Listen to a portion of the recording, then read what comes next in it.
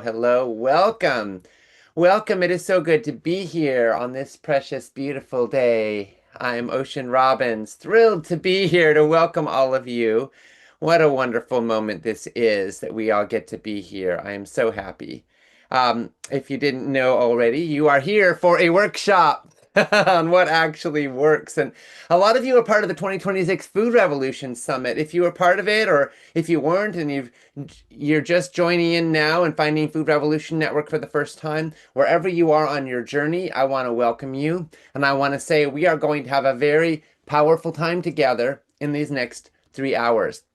Now, the purpose of this workshop is not just to give you more information about why healthy eating is important. We'll touch on that for sure, but I'm also going to make a bold assumption that you already know food is the foundation of health, and you already know more about how a whole foods plant-based lifestyle can empower health than the vast majority of people alive today.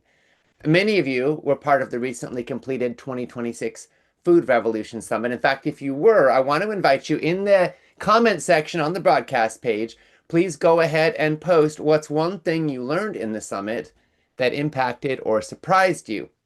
And as we go through the day, you can post and engage in the comment section on the broadcast page, and you can use the button provided there to see the most recent ones that have been submitted. So again, please go ahead and share. If you were part of the summit, what's one thing you learned in the summit that impacted or surprised you? Now, today, our main focus is to help you turn knowledge into action for lasting results. And here's what I know after working in this space for almost 40 years.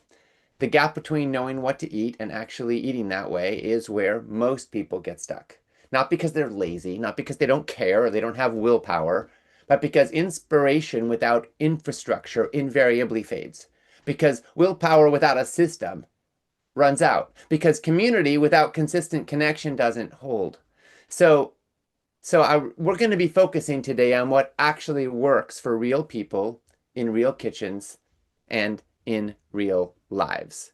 Now, let me just go ahead and pull up the broadcast page myself here so that I can see some of the recent comments that have been submitted. Let's see. Karen said, I ordered the summit and I'm slowly getting to it. Barb said, I'm refused when trying to sign in. Oh, goodness. Hope you're able to get in here.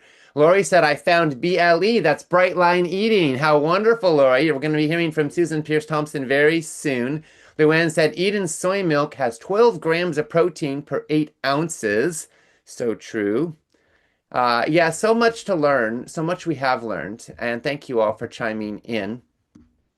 And I just want to let you know that you are among friends, that we have over 10,000 people registered for this workshop who are interested in learning and in applying that learning to actually change lives. And this is really what I love. You're not here by accident. Every single person who is part of this workshop is curious, is interested in learning and bringing their precious attention to understanding more about how to make food the foundation of health. And I want you to know you belong here. And what I need you to know is that everything we're about to learn today applies to exactly where you are right now in your journey. Now, a few pieces of housekeeping. First of all, your workshop workbook and your post-summit recipe pack are on the broadcast page. You'll see a link if you scroll down a bit. If you haven't grabbed them yet, you can do that anytime. The workbook has space to capture key insights from each segment and a simple one-week food action plan template. So feel free to put it to use. The people who write things down tend to be the ones who are dramatically more likely to actually do things. Second, as I mentioned, the comment section is open the whole time on the broadcast page, and I invite you as we go through the day to post and engage, share your takeaways, your aha moments, what this means in your life, and also questions. We will have a dedicated space for questions and answers after each expert and a longer Q&A at the end of the day. So don't hold back. The more specific your question, the more useful our answer is likely to be. We likely won't get to nearly all of them, but we'll get to as many as we can. Third, I want to say there is a replay. We are recording, so you can watch this later if you want. If your neighbor calls, your dog starts barking, your kid needs something, or you want to hear it all again, we've got you covered. The important thing is that you're here and you're engaged as much as you can be, and stay with us live if you can. Okay, now let me tell you a little bit about the extraordinary people you're going to learn from today. Our first expert will be Dr. Susan Peirce Thompson, a neuroscientist, psychology professor, and the founder of Bright Line Eating. Susan made it her life's work to understand why the brain resists healthy food choices and how to outsmart it. Then we'll be joined a little later by James and Dahlia Marin, a husband and wife team of registered dietitians who you may have met in episode 7 of the summit. They are the most practical gut health educators I've encountered. They lead a team of dietitians that help thousands of clients transform even some of the most complicated gut health challenges. They're going to take the microbiome science you may have heard in the summit and turn it into stuff you can actually do on Monday morning. And then we're going to hear from Dr. Lori Marbas, a family physician and plant-based medicine specialist licensed in all 50 US states, who has reversed hundreds of cases of heart disease, type 2 diabetes, and metabolic syndrome in her patients. She's clear, she's compassionate, and she's going to tell you where to start. Finally, you'll meet Rosie McKay, a certified nutrition specialist and beloved member of the FRN team, who's going to show you some of her favorite kitchen hacks and then take you inside the community we built for people just like you. It's called Whole Life Club, and later in the day, we will tell you more about it and invite you to join if you aren't already a member. Okay, now let's get to work with Dr. Susan Peirce Thompson. I want to give Susan a really special introduction because she deserves that. She's one of my dearest friends in the world, one of the wisest, kindest, smartest, and most high integrity humans I have ever met.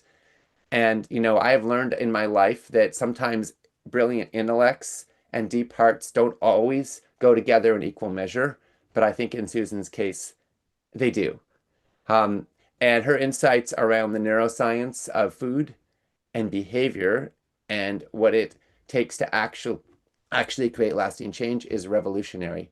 I know personally hundreds of people who were stuck with excess weight they didn't know how to shed. They thought they were doing everything right. They followed all my advice. They found Susan's work and they got food freedom. Not just lost excess weight, but had freedom and peace around food. Susan holds a PhD in brain and cognitive sciences from the University of Rochester. She's a professor of psychology, founder of Bright Line Eating, two-time New York Times best-selling author. She's helped tens of thousands of people break free from food compulsivity and build healthy eating habits that hold. And she does it all through the lens of neuroscience. Susan, I am so glad you're here. Thank you, Ocean. It's such a pleasure and an honor to be here with you always. Well, let's jump in. So you often talk about habits as riverbeds in the brain. How does that work, and what does it mean for breaking bad habits and establishing new and so-called good habits? Yeah, it's important to understand how the brain works. The riverbed analogy is helpful because uh, energy flowing through the brain is actually electricity, literal electricity. So you can think of sort of copper wires running in your house. And as you engage in the same behaviors over and over again, and a huge percentage of our behaviors every day are habitual, well above 50% typically, including the thoughts, which is kind of scary that we're just thinking the same thoughts over and over again. As you engage in behaviors or thoughts again and again, it's as if the copper wires running the electricity in your house are just getting thicker and thicker and thicker. And those copper wires are called fiber tracks in the brain. And you're grooving them, you're establishing them. And just like free range water flowing over a landscape takes time to flow a riverbed, so those those trains, those fiber tracks of electricity take time to groove their riverbed. Now, here's what this means for habit formation and habit change. The longer you've been doing something, the deeper that riverbed is. And when you stop doing it and start establishing a new, better habit, that old riverbed is still there. You can picture having diverted the water somewhere else, the dry riverbed would still be there. And what that means is, once an alcoholic, always an alcoholic. It means that it's actually going to be imperative to maintain a certain level of vigilance for the rest of your life around your new habits. The new habits can feel completely automatic, they can feel second nature, but what you'll find is as soon as you slip up and start doing the old things again, that feels second nature very, very quickly Yeah. again. Yeah, that's kind of what it means. I think that's so interesting from the lens of food because I know people that grew up eating a certain way and they may have eaten differently for 30 years, but there's still something comforting and familiar about the way they started out. And that kind of Absolutely. ties to what you're describing. Like Hmm. things are formed really early. And so, given that, given that, if we weren't raised eating, I mean, I was raised eating kale and, so I'm not a good case study here, but for most folks, they weren't, you know. So are we doomed? No, of course not. But I think it's important not to take it lightly. Changing habits and sticking with newer, better habits long term is incredibly hard. And I think it is worthwhile to understand what you're up against, that you're going to need to take it seriously. You're going to need a community. You're going to need a certain level of vigilance around execution. Now, once you've got the new way of life established, it starts to feel really easy. It's just that you can't let up on the supports. Mainly at that point, it's around community and repetition that keeps it going long term. How long does it take to form a habit? Some people say 21 days, some say 30, some say 5 years. Like, what does it take, and what are the stages, maybe? Maybe it's stages of habit formation from a neurological perspective. Yeah, I think in this case, the riverbed analogy that we've just established is really helpful, right? Because you could see asking, how long does it take if you let water flow on dry land? How long does it take to form a river? And the answer is, well, A, a long time, and B, the longer you let that water flow in that channel, the deeper the riverbed will be. So, Hmm. how deep a riverbed do you want, right? Now, there was one study that I think is apropos here. They had people start a new behavior. Now, this was just one new behavior. This wasn't like overhaul your eating habits. But they had them do one new behavior and then they had them track every day and ask themselves one simple question. Does doing this new behavior feel automatic? And what they found was that on average, it took 66 days for that new behavior to feel automatic. But that simple number is very misleading because the range was so enormous. Some people felt automaticity kicking in at 18 days, and some people didn't feel it for 254 days. Hmm. So there can be a huge range. And if you're looking to overhaul something as complex as your entire way of eating, well, that's many, many new behaviors, maybe breaking some old, very entrenched bad habits. So you're going to need to give yourself grace and a long time to make the new way of eating feel automatic. To use your riverbed metaphor, it seems to me that when there's a trickle, it's actually easier to control where the water goes.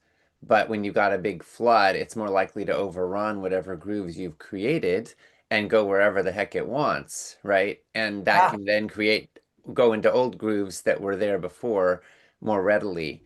So it's harder to control, basically, when there's more stimuli. Can you apply that to the food world? Well, yeah, and absolutely. And to addiction, because I think for a lot of people, their compulsive eating of certain foods really does cross over into the territory that we would call addiction. If you look at people eating certain foods until they have a limb amputated, right? That's the kind of adverse consequences that we would call addiction. For example, if you look at people trying again and again and again to get weight off or to eat better and not succeed again and again. That's addiction. But the current food environment absolutely offers a glut, a flood, an overwhelming amount of bad choices available at any time, and so convenient. I mean, just so available. It's just the easier option often. So if you're not pretty prepared, you can find yourself at moments of exhaustion or weakness just picking something that you don't feel good about. So absolutely. I'm thinking that, not to overdo the metaphor, but if you knew there was a storm coming, you'd want to like really shore up your riverbed to make sure the water is going to flow in the right way and look at the weak links in the chain, so to speak, the spots where it's likely to go over the banks and shore those up as well so that it actually that water can actually make deeper grooves where you want them. When you withstand a challenging environment and you stay with your habits, you actually build confidence, right? Absolutely. What are some of the top places where you see people slip and fall off the wagon? Yeah, so I would say big life events, a move, a divorce, a death. And it could be even something that you wouldn't necessarily think of as a big life event, but like your in-laws coming to stay for 2 weeks, things like that. And then I would say also trips, celebrations, a cruise, something like that. And I think that's because in our society, food has become a proxy for celebration and for relaxation and for enjoyment. And it takes a shift in mindset to not think of indulging in things like ice cream and pizza and food that's not going to make your body or your brain or yourself feel good, right? Hmm. To just not think of that as celebration and fun, right? So yeah, so I would say travel and then just restaurants in general. And then generally hard times. In Bright Line Eating, we call it when life gets lifey. I want to bring this practical out recently. I was hadn't been working out for a while, and I noticed myself telling myself I was too busy, Yeah. and I just didn't have time. But and then one day I said, well, what if I ran to the gym, worked out really fast, did 10 sets in 10 minutes, and then ran back? That would take 20 minutes total because I live really close to a gym that I can run to. So I was like, could I do that? And I thought, okay, I could do that. So I did that, and then I did that the next day, and I actually got into a rhythm with it. And then one day I noticed that I was feeling a little sore and tired, and I told myself, "Oh, I'm tired. I don't feel like it today." And suddenly I didn't work out for the next week because I didn't feel like it. And then I went again, and I noticed that when I did go, it felt good and I felt more alive. And then I told myself, I'm a person who takes great care of his body, and I feel more alive when I work out. And suddenly I wanted to work out every day. So my point is that the stories we tell ourselves about what kind of person we are have a profound ability to shape our behavior. Do you see it that way also? Absolutely. As a matter of fact, identity is one of the key things that I teach. I think it's so critical to build and develop a strong identity around food and to think of yourself in the identity crafting profession when it comes to food. I love that. James Clear's got a lot around this in his materials as well. And apropos to your situation, he's got a saying which is never miss twice, right? If you're legitimately run down, you want to give your body the rest it needs. But if Hmm. you're someone who works out, someone who exercises, someone who takes great care of their body, maybe you develop the identity of someone who doesn't miss twice, which then gives the flexibility that you need. But absolutely, in food, I talk about being devoted, resourced, and liberated. So devoted to a way of eating. And everybody gets to craft their way of eating. I imagine people here are thinking plant-based eating. They're thinking, lots of plants, minimal processed food, maybe no processed food. Power to you. That's the camp that I'm in. And so whatever your plan is, being devoted to it, meaning you're not going off it on a cruise, right? Like Hmm. if you're vegan, you don't eat a ribeye steak because you're on a cruise. Like, Hmm. it's part of who you are. And then being resourced is about not using food to meet your emotional needs. So you develop other resources, whether it's meditation, a strong friendship group, prayer, if it's a gratitude list, a journaling practice. These are the types of things that make you well resourced. And then being liberated is about really being free of the food and the weight struggle. Being someone who now is turning to life to fill uh, to fill your heart and mind, right? Not looking Yeah. to food to be your friend, your confidant, all those things. There was a study of plant-based adherence, people that went vegan, and researchers found that those with values-based identity alignment, that is to say that they saw themselves as vegan for ethical or moral reasons, not just purely health, were 17 times more likely to sustain a plant-based diet. When people were only motivated, exclusively motivated by health, they were 94% more likely to fail to sustain the new dietary pattern. And I think this also ties to this notion that that identity is a huge part of it, and also motivation is a big part of it. Like, what Yeah. is your motivation, right? And is it about how you see yourself and your place in the world? Curious your thoughts about that, and let's ease into motivations and what is the right and wrong use of motivation in habit change. Yeah, I mean, I think the key is to explore your motivations, to explore your values, and to understand your why. Why are you doing the things that you're doing? And then develop devotion to a plan that makes sense given your motivations. I think that it's going to have a huge impact. And I love what you just shared that certain things are going to be stickier, right? You're gonna that my new favorite word is egosyntonic. And egosyntonic means in alignment with the kind of person you think you are, right? So explore what you're doing and make it egosyntonic, because if it's not, you're not going to stick with it. Absolutely, that's fascinating. So, so how do we change our identity? Like, what if we see ourselves as a bad person, or we're afraid that we're just not, we don't, my story is I don't follow through. I start things, but I don't finish them. Like, how do you change something like that? A lot of us don't like ourselves all that much. Yeah, that's a great question. I teach people this all the time. So what I would say is the key element there is to adopt a system. Go find a system. In Bright Line Eating, we have one that we give people. It's called Bright Line Eating. But there's other options, right? Go find a system and then try on just one day at a time being someone who just follows that plan. In Bright Line Eating, we call it JFTFP. Just follow the fabulous plan. And and what's cool about JFTFP, just follow the fabulous plan, is it works as a temporary stand-in. For today, one day at a time, I am someone who just follows this plan. I'm trying it on. And you don't have to believe anything about yourself to try that on, right? You can be a lifetime chronic failure at food plans, but just try this.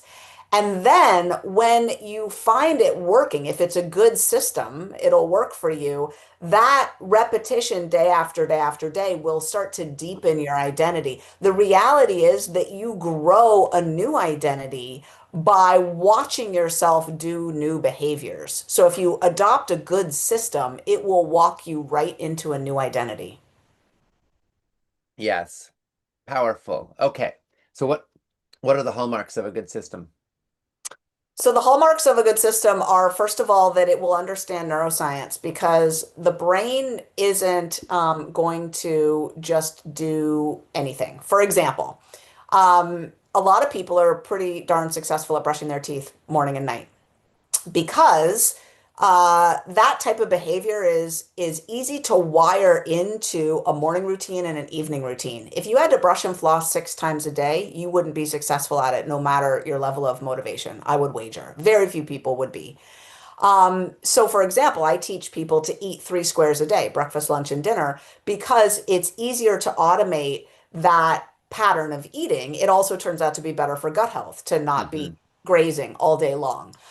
That's one example. So a good system works with the brain, not against it, in terms of understanding what types of habits can be built over time successfully more readily than others.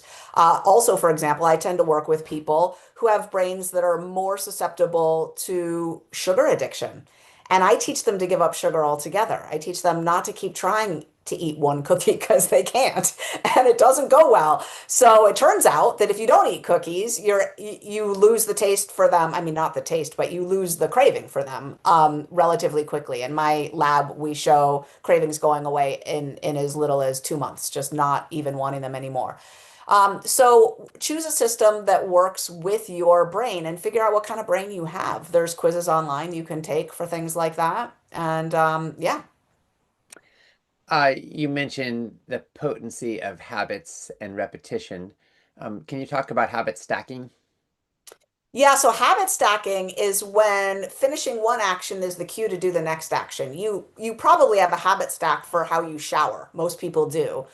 You get into the shower and then you do a certain daisy chain of things in a certain order, and that's why, you don't have to remember, wait, did I shampoo yet? Because you kind of do them in order, right? So that's a habit stack for how to take a shower and how to get your whole body washed and get out of the shower, right, without it taking an hour. So other habit stacks include your morning routine. If you like make a cup of coffee and then you have breakfast and then you shower and then you get out the door, that's a habit stack. So when one behavior is the cue to start the next behavior, that's a habit stack. For example, that study I referenced a while ago about it taking 66 days to make a new behavior automatic. I could probably start a new behavior and have it be automatic on day one. And that's that if I added Hmm. taking one new vitamin pill every morning, if I just put it in the tray with my thyroid medicine, boom, it would be automatic instantly because I make those trays once a week. And then every morning I take those pills already Yeah. and it would be automatic immediately. That's the power of habit stacking. Yeah, or changing your brand of toothpaste or Right. yeah, right, things that are super tied to already existing habits that it really doesn't take much difference. Yeah, I Yes. get that. And then some things are bigger changes and they also can tie to a habit stack, right? Like That's right. yeah, fascinating. Now, can you talk a little bit about bright lines and decision simplicity? Yeah, so decision fatigue is one of the big bugaboos today. Research shows that people are making like 221 food-related decisions every day. Most people walk out of the house in the morning and have no idea what they're going to eat for the rest of the day. And so they're facing all these decisions. And one of them is, am I going to get something out of this vending machine? Or, I'm Hmm. driving by a fast food outlet. Am I pulling in there right now? And those types of decisions are deadly because oftentimes our willpower doesn't show up for us in clutch situations, especially when we're frazzled, fatigued, our tank is running on empty. So, yeah, it's incredibly important to consider decision fatigue and bright lines, meaning becoming someone who just doesn't eat certain things or at certain times or in certain ways. A good example of a bright line, which is a clear, unambiguous boundary that you just never cross, is if you quit smoking, right? That doesn't mean you're going to be on the nicotine moderation program. It means you're going to literally not smoke any cigarettes anymore, ever. That's a bright line. Yeah. And people think that doesn't work with food, but it really does. You can have a bright line for eating after 7 p.m., a bright line for eating sugar, a bright line for eating animal products. Those are very clear decisions you can make, and it simplifies your choices tremendously. Yes. Now, do you think that some people get too, I don't know, there's a belief at least that some people get so obsessed about food that they lose their endogenous wisdom, they become fundamentalists, they become kind of tight and rigid and lacking in pleasure, joy, flexibility, spaciousness. How does that interface with the desire to be clear and clean and conscious in our choices? How do we live our best lives and not Yeah. fall into to traps here? That's a very deep question. I have a few thoughts. One is everybody's different. The other is um, strict boundaries can create a lot of freedom. If you think about monogamy, for some people, they stop sleeping with everybody but their chosen partner. And that doesn't mean that they're going through life thinking, I'm deprived. It actually means that they have chosen to focus their romantic and sexual interests on one person. And there can be tremendous freedom in being bright lined about certain things. And so I think in our society, we've equated food with pleasure, celebration, comfort, all these things. And I think that's a misnomer.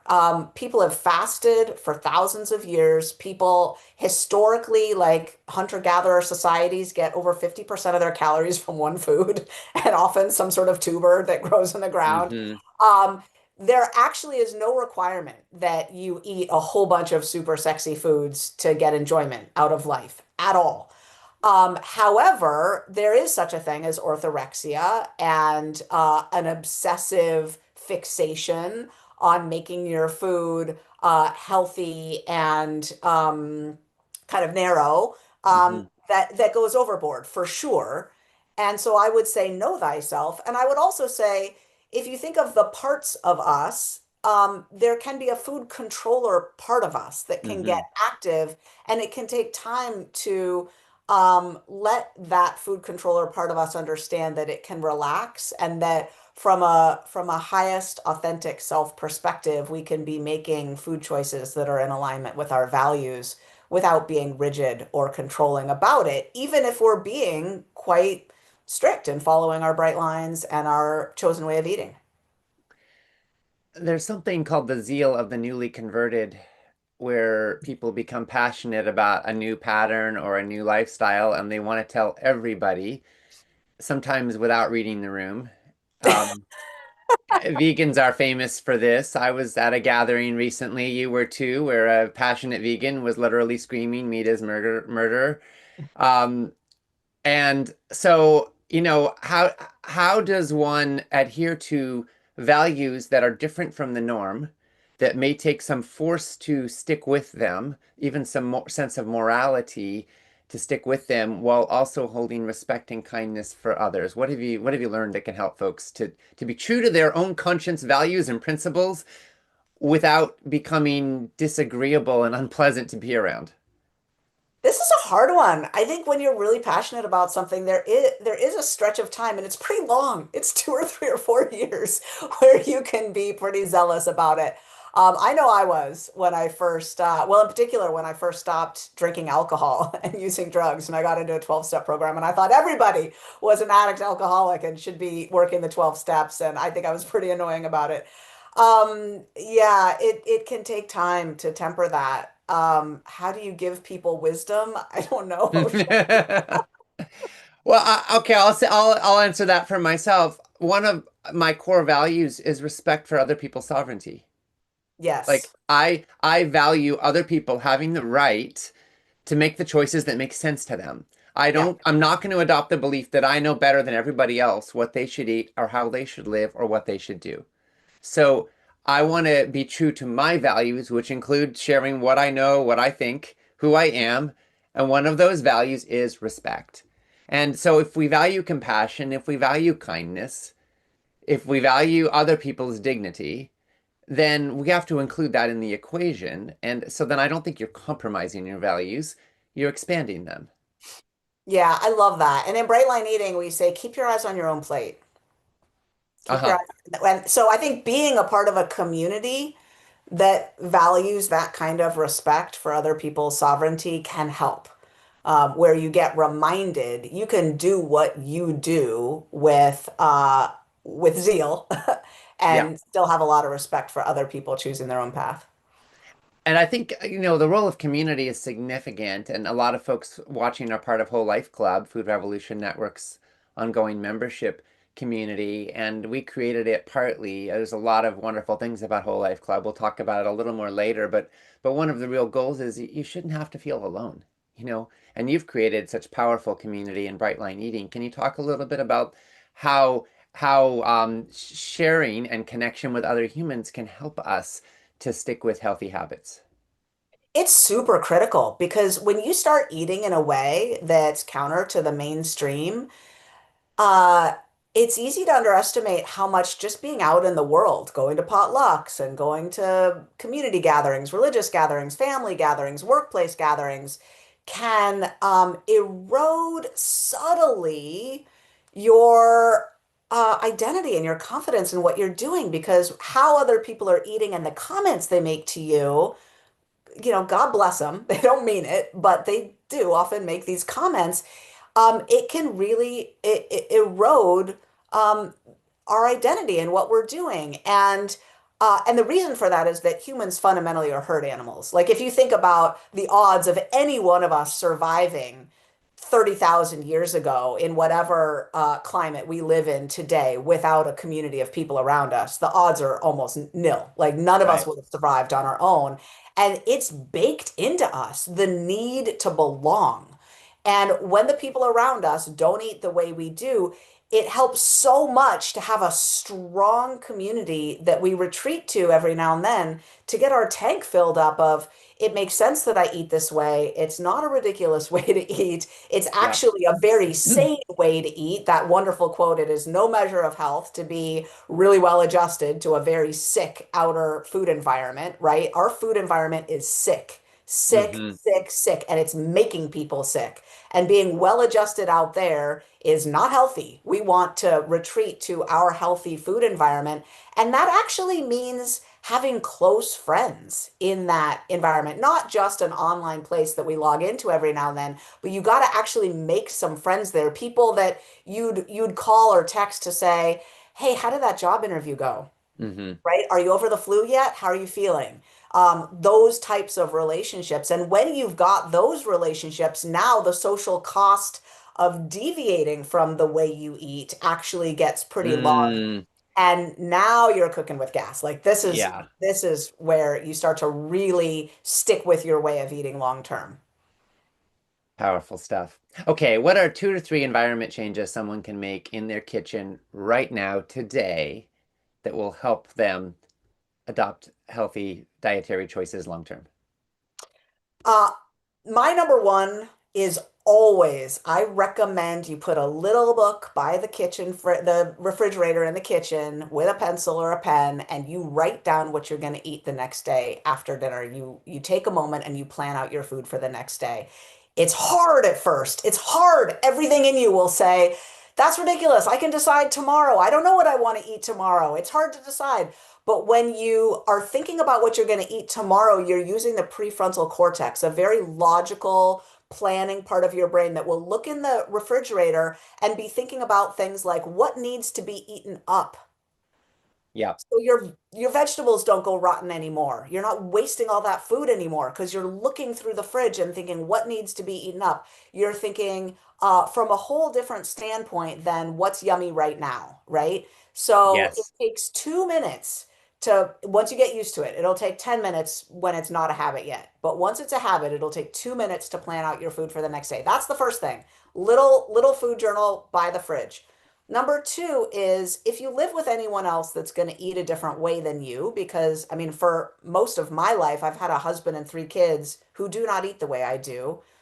See if you can ask them to put that food out of sight. The bags of chips, the candy bars, the meat and dairy, whatever it is.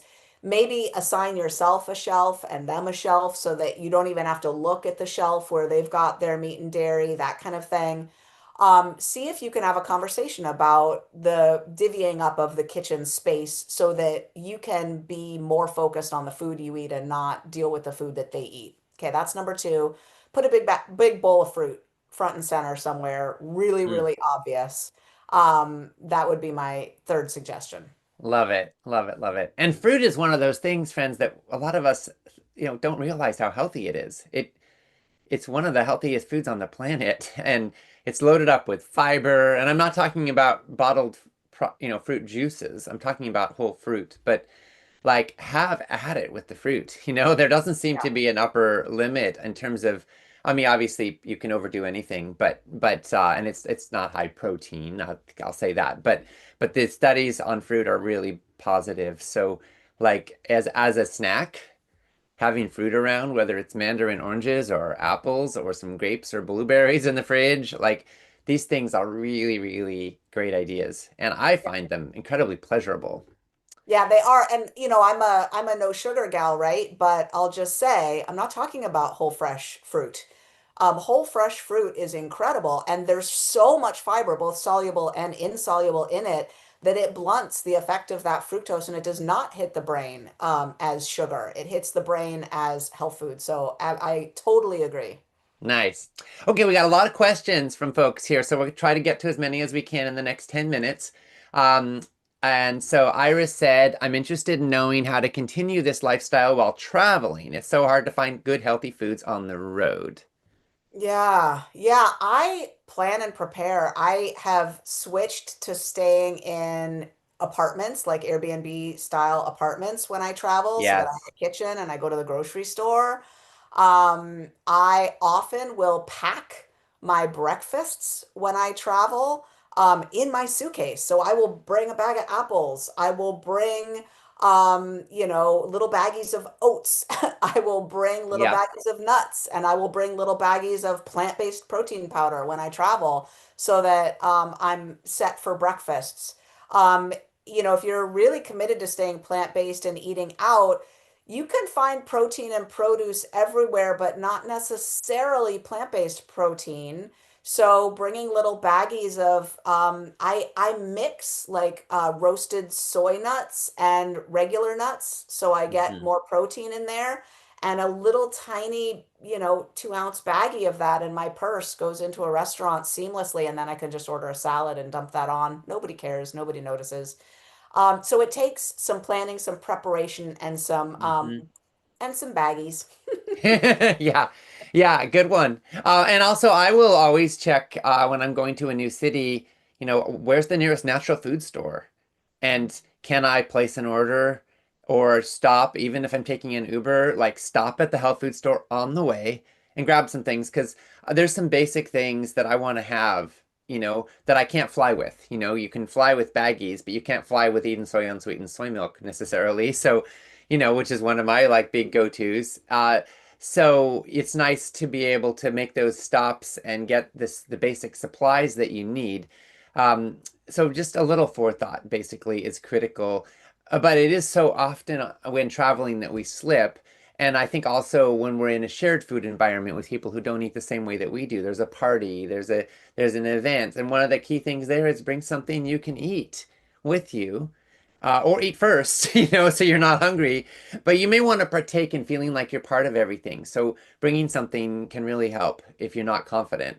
Or have a conversation with the organizers first.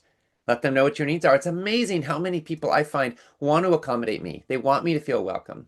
And they just didn't know what my needs were. And This you think Ocean Robbins, you think they would know, but no. Like people still don't.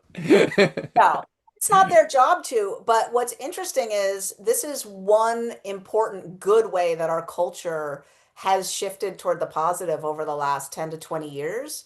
And it might be from an unfortunate negative thing, which is so many more people have food allergies these days. Right, right. That's, due to unhealthy things that we're doing in our environment.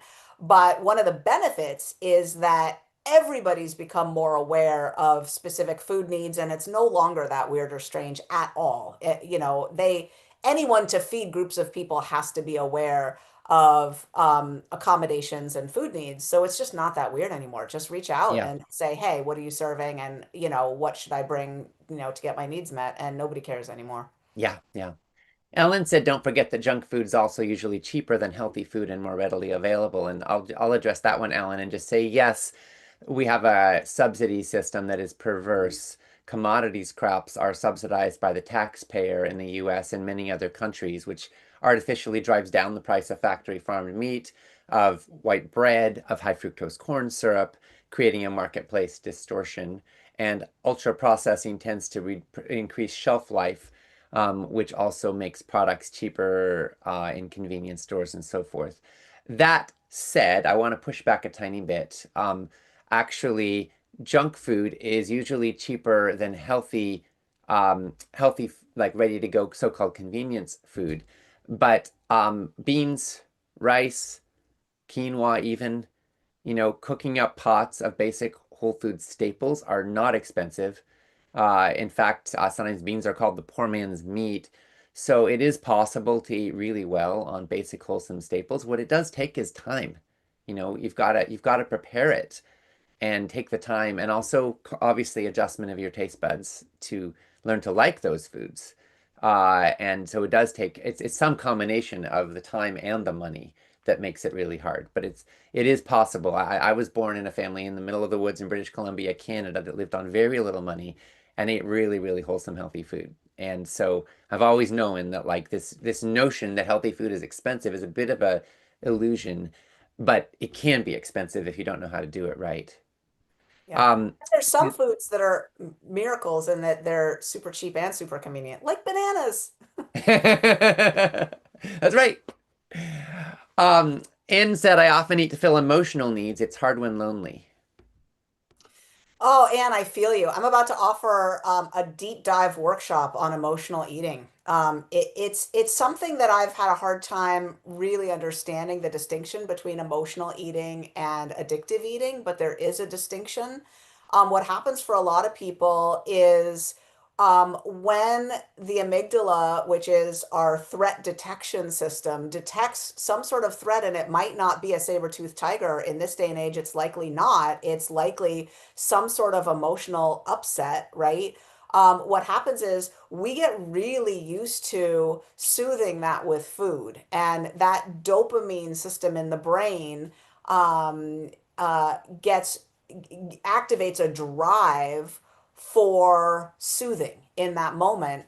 And what we can do is build up our genuine soothing system, which is things that I was mentioning before, things like taking deep breaths, meditation, journaling, gratitude, talking with a friend, even quick things like the butterfly hug. This was developed in Mexico after a natural disaster when there were so many people traumatized that the psychologist couldn't keep up. And a psychologist discovered this bilateral tapping. And the slower you do it, the more you can bring your brain back into alignment. A tool, even as simple as that, can help you learn how to self-regulate without turning to food. It takes some practice, but the emotional eating pattern can be broken. And you're not alone. I just want to say you're not alone in turning to food for emotional eating. Most of us were taught to, literally from the age of infancy or toddlerhood. The minute we Right. start to cry, Meltdown, here, have a candy. Ah, okay. And then suddenly the mood shifts. Yeah, I mean, as a parent, I have a lot of sympathy for all the parents that use food to try to quell meltdowns, super real. yeah, Um, and we've all been habituated that way to some extent. yeah. Yeah. And there's no doubt, we looked to comfort foods to comfort us, right? So how do you learn to find comfort in other ways that truly nourish you that you won't regret tomorrow morning? Yeah, I would say it takes some work. Like, start doing some actual workshops or some, start investing in developing other emotional resources. Yeah, thank you. Narataki said, lead by example, not by force. That this choice works for me and helps me hold true to my values. See where you can plant seeds through cooking plant-based for others. That really ties to what you were just talking about, Susan. The notion that keep your eyes on your plate, right? That's the lead by example part. And then planting seeds through cooking plant-based for others. Yeah, I mean, sometimes they say the best doorway to someone's brain is their stomach, Yeah, or maybe it's their heart as well. And so just making healthy food, and even if people don't like it, they may appreciate the effort. And then once in a while, you'll hit a home run. You'll find something yeah, they love that just the light bulb goes off. They're like, oh wow, you mean yeah, food could taste good and be good for me? yeah. Sign me up. My husband, David, has a black bean dish that he makes, and it's literally just whole black beans with some avocado oil, a really healthy oil, and then he puts an organic taco seasoning in it that's got no sweetener, and then he mashes it up, kind of like makes it into mashed potatoes. It's like a refried black beans, and they're the most delicious thing ever. People rave about it. They come to our house and eat his black beans, and they're talking about it months later. At Thanksgiving, everyone's like, David, you're going to bring your beans, right? You really can win people over if you can zero in on a really tasty dish. I love it. All right, Susan, thank you so much. What you've just given us is incredibly valuable. Some of these principles may sound simple, but they are life-changing. Um, and I just want to thank you so much for your decades of brilliant research and all your books. Brightline Eating is the biggest bestseller and the best introduction out there, but you've also got a new one, Maintain, that focuses on continuity, right? Which is so important because for so many people, the challenge isn't getting on the wagon, it's staying on the wagon and getting back on it when you slip. And that's what Maintain is all about. And I'm trying to make maintenance sexy, So thank you for your brilliant work. And so we'll let you go now, and we'll move on to our next piece. But anything you want to say? Do you want to just say goodbye?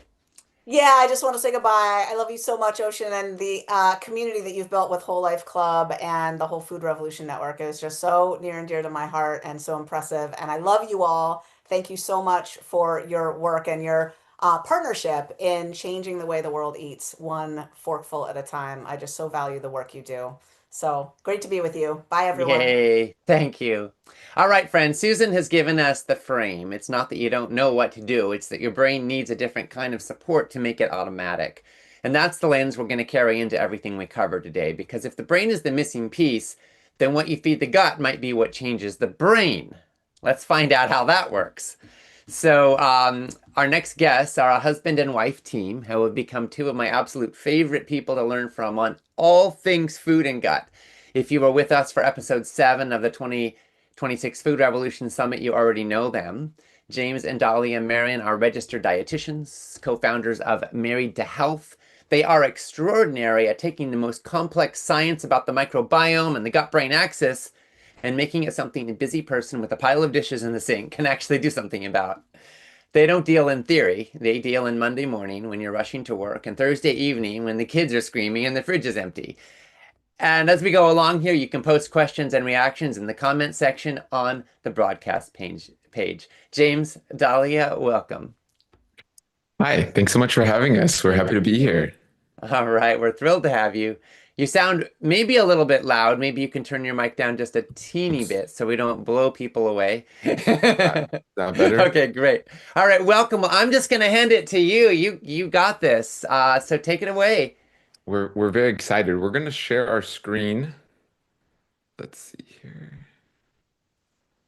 And give us 1 second here. There we go. Can you all see that? Yes, your Really? gut is running the show. Okay.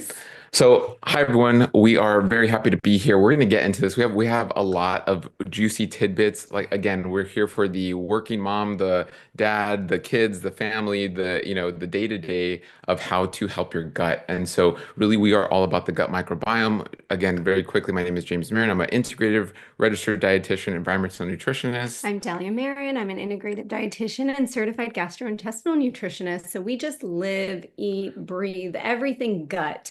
And we are excited to give a brief overview of just what that means, because a lot of people nowadays are talking about the gut, and also understand why yours or someone else's might be giving some trouble. So we're excited to get into not only basics, but also just really key tangible takeaways that you can start implementing today if you wanted to. Here's us, and we'll give you guys copies of this, hopefully. But And you we're can see so our grateful team. to have an amazing team. We have 8 dietitians on our team. Our plant-based integrative dietitians specialize in all types of things: gut, pediatrics, oncology, intuitive and mindful eating, other facets of the gut as well. So we're so grateful to be joined by these incredible, inspiring dietitians.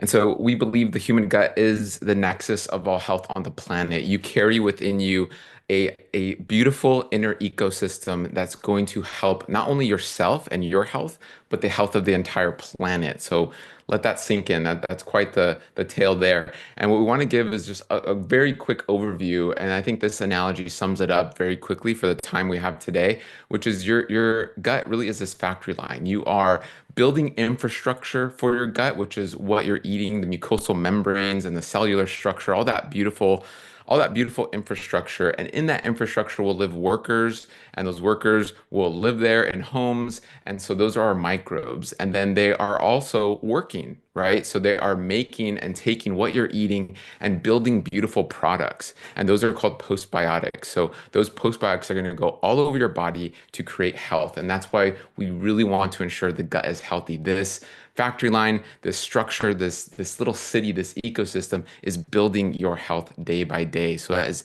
extremely important. And when everyone's living well taken care of, feeling great, they can all show up, contribute to the community, and all produce what they need to produce in order for the others to also peacefully live. Give a quick overview with this. Yeah. So the gut again is just we're going to give quick overview here where there's a gut everything connection. That's basically what we want to say here, and all the research is here to back that up. So there's a gut brain, gut lung, gut bone, gut muscle. I mean, a gut everything connection. So if you didn't know, now you know. The gut microbiome is, again, why we say it's the nexus, it's the centerpiece, and there's so much research to back it up. But we're not here to really get into all the research. We just want you to show it's there, but it's important. We want to get into the nitty-gritty of what you can eat and what you can do. And you might have been hearing the studies in the last several years. Try to eat 30 plus plants per week, including fruits, vegetables, nuts, seeds, beans, grains, legumes, herbs, and spices. Eat fermented foods. They help to reduce inflammation. They help support the environment and the microbes living in your gut. But we know sometimes people might struggle with that. And we know not everybody's doing that. We have seen in studies less than 5% of Americans are consuming sufficient amounts of fiber. And we know fiber is the preferred fuel for your gut microbes. So when we hear people saying fiber isn't essential, we can live without it, our microbes absolutely cannot live without fiber. It is so essential, so key for them. They cannot function or live without it. And if you deprive them of fiber, they will literally start eating parts of your gut, your protective mucosal barrier. So we know that eating this fiber and this diversity is important. Eating the fermented foods is important. Including these different components on a healthy plant-based plate is important, where you're picking and choosing things like a great non-starchy veg to comprise about 50% of your plate. You want to pick also proteins and unsaturated fats to comprise about a quarter of the plate. And the rest of the plate should consist of carbs, ideally resistant starches. And we always remind they're called resistant because they don't get digested and absorbed as carbs usually do in the small intestine. They pass through undigested and they're rather fermented in the large intestine, not by us, but by these microbes. So this is what we call the big three. Big three of a great gut. You're getting these components ideally in every single meal. And this can be very attainable. This can be whether you're having GI issues, you're not, but this is really what we're shooting for a really optimal gut. And we'll get into the fermented part soon enough. If you are able to tolerate it, fantastic. And so really here though, if you're someone like me, that plate we showed is really easy. For me, that was very easy. Coming off a standard American diet when we did this, oh my gosh, almost 20 years ago or like 17 years ago, it was like, great, I'm going to add all this new fiber into my stomach. And I felt great. Maybe I was a little more gassy, not too bad. Our patients and what we see in our practice is when you are like fiber maxing, which is now a hot term, and you're adding all this fiber and you're going, okay, my plate's going to be plants, and that's wonderful. But now I'm having excessive gas, excessive bloating. I'm not feeling good, reflux, nausea, indigestion. The list can go on and on. Even migraines. It can even be histamine-like reactions, which we can get into, or that could be a whole separate talk. But a lot of these symptoms can occur, and that's where someone goes, oh, these plants are not good for me. Oh, these plants are not helping me. Really, they're kind of just showing you what's wrong and what's going on. And this is where we find people resorting to extreme elimination diets like keto or carnivore. They're basically saying, fiber gives me symptoms, not because of the fiber itself, but because of what's going on in their gut. So they cut out the fiber and feel like they're healed. But an absence of symptoms is absolutely not healing. And I'm very much a testament of that because I was this person. I definitely already had the GI issues before, but they certainly worsened as I tried to eat more and more and more plants. So what might be going on with someone like me? There's something going on in the factory. Either the machinery is broken down, there's too many employees or residents who have called out sick, and they're just not able to create that same amount of production that they were able to create in the past. But we need to identify what is happening and how we can fix that. Maybe, again, we all hear the saying, one bad apple spoils a bunch. Maybe you got that rotten employee who has a really bad attitude and they're just influencing and affecting everyone else. So in the gut, it's very much like that. We need to understand what is going on because we do live in a world that makes it hard to protect our gut.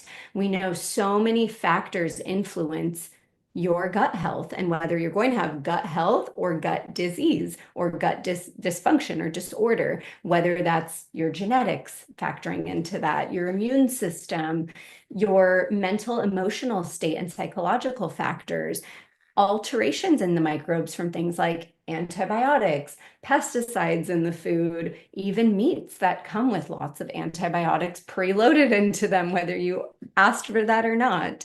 It can be changes in the nerves and the muscles and how those coordinate to help move things through your GI tract. It can be environmental exposure. So many different factors play into how your gut is functioning, how your gut is feeling, and whether or not you might be categorized as one of these up to 15%, but we know that that's very likely more, of Americans who are now diagnosed with IBS, irritable bowel syndrome. We know that irritable bowel syndrome is heavily underdiagnosed. We know it disproportionately affects women for several reasons. I think women seek out diagnoses a little bit more readily than men do, and hormones that are higher in a female anatomy, estrogen and progesterone, will make nerves a lot more sensitive. So we know that there's predisposition there. We also know that adverse childhood events heavily increase and influence incidence of IBS. So over 76% of those with IBS in one study had at least one adverse childhood event. And so really all of that can be broken down in what we call the 5 M's of your gut health. And so this is a very important chunk here. So when something's off, and really when things are going well, these 5 M's are working great. When something's off, one or all, and typically all, or there's one main affecting all. But this is, the 5 M's are essentially microbes, movement, which is motility, metabolic organs, membranes, and your mind, which is that gut-brain connection. So these 5 M's will really either get you to where great daily bowel movements and no gas and no bloating and all, it's feeling great, everything's great. Or if one, aka all, are off and in misalignment, you're going to have that bloating, the gas. You can even have migraines, postnasal drip, reflux, and so much more that we see in our patients. And that's where we get into IBS and IBD and SIBO and so much more. But these 5 M's are key. And these things don't change day by day. So that's why we always say today's symptoms are not just about today's meals. It's not about the Brussels sprouts that you ate. There's something going on with one or all, like James mentioned, of those 5 M's that's making it so that maybe you have this rotten egg smelling gas when you eat cruciferous vegetables. Maybe you get these histamine-like symptoms when you eat fermented foods, or maybe when you're eating beans or legumes, you have excessive gas and bloating. It's not necessarily just about that food and what you ate today. It's about the infrastructure. It's about the 5 M's. And one thing we like to ask is, are you perhaps in gut debt? Because in order to have those 5 M's function very well, we need to have fostered those 5 M's very intentionally and very thoroughly. So were you intentionally taking care of your microbes by adding these fermented foods or probiotics when they're appropriate? Or were you inundated with antibiotics? Was your motility affected by lack of fiber or something going on in the muscles and nerves? How's your barrier? Was it broken down by a low fiber diet or excessive inflammation? How are you stewarding your metabolic organs like your liver, gallbladder, pancreas? Are any of those in need of TLC? And it's really when we rack up this excessive debt, if you will, that these GI symptoms show up, much like regular debt works, right? We know that when we get ourselves into a little bit of debt, we start to get notices, right? We start to get emails, letters in the mail saying, hey, this is your outstanding balance. If you ignore those things, you might go into collections.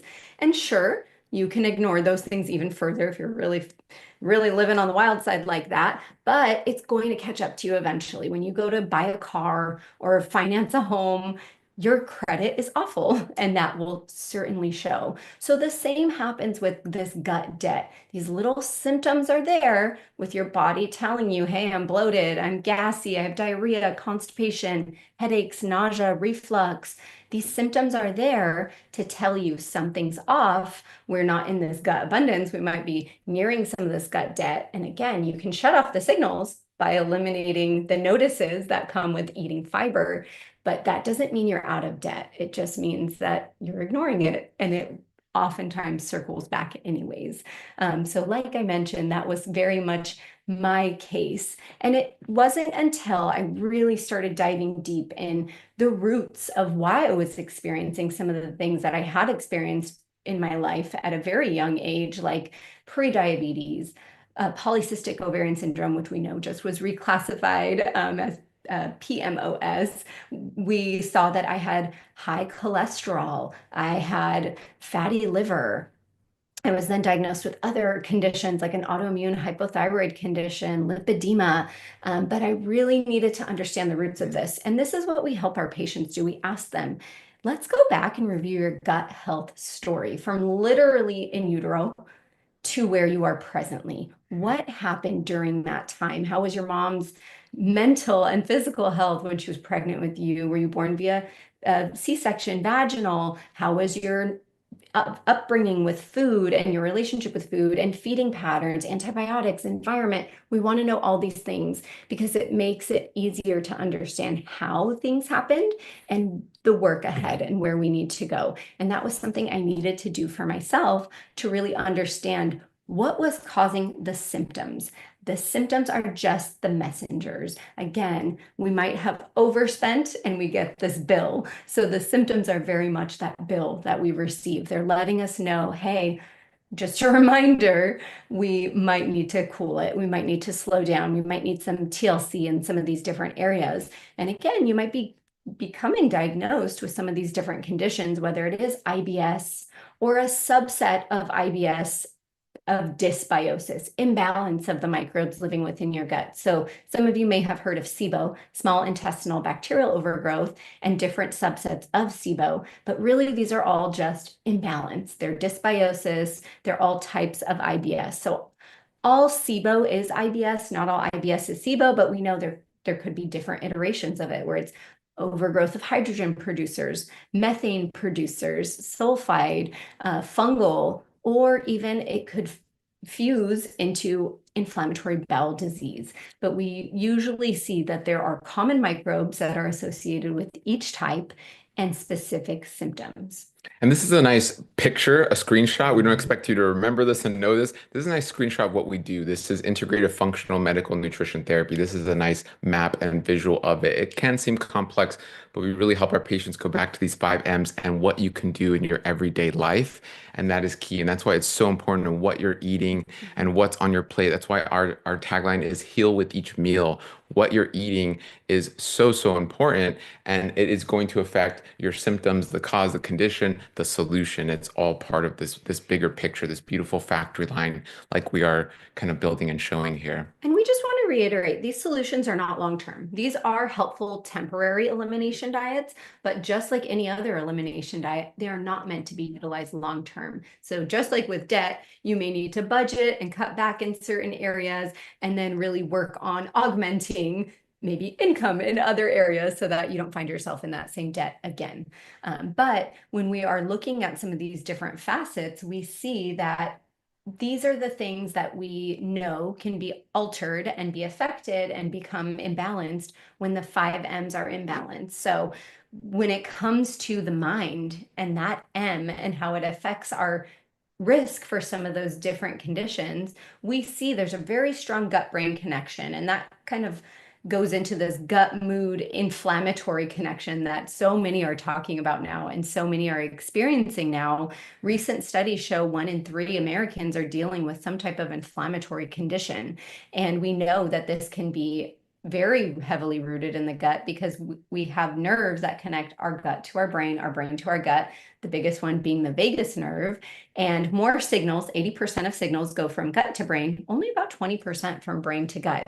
And so it is so important that we really take care of these nerves because we have about 5 times more nerves in and around the gut than we even have in the spinal cord. So they're going to be sensitive to all the rest of the M's if something is off with them, with the gases, the motility, and all the rest.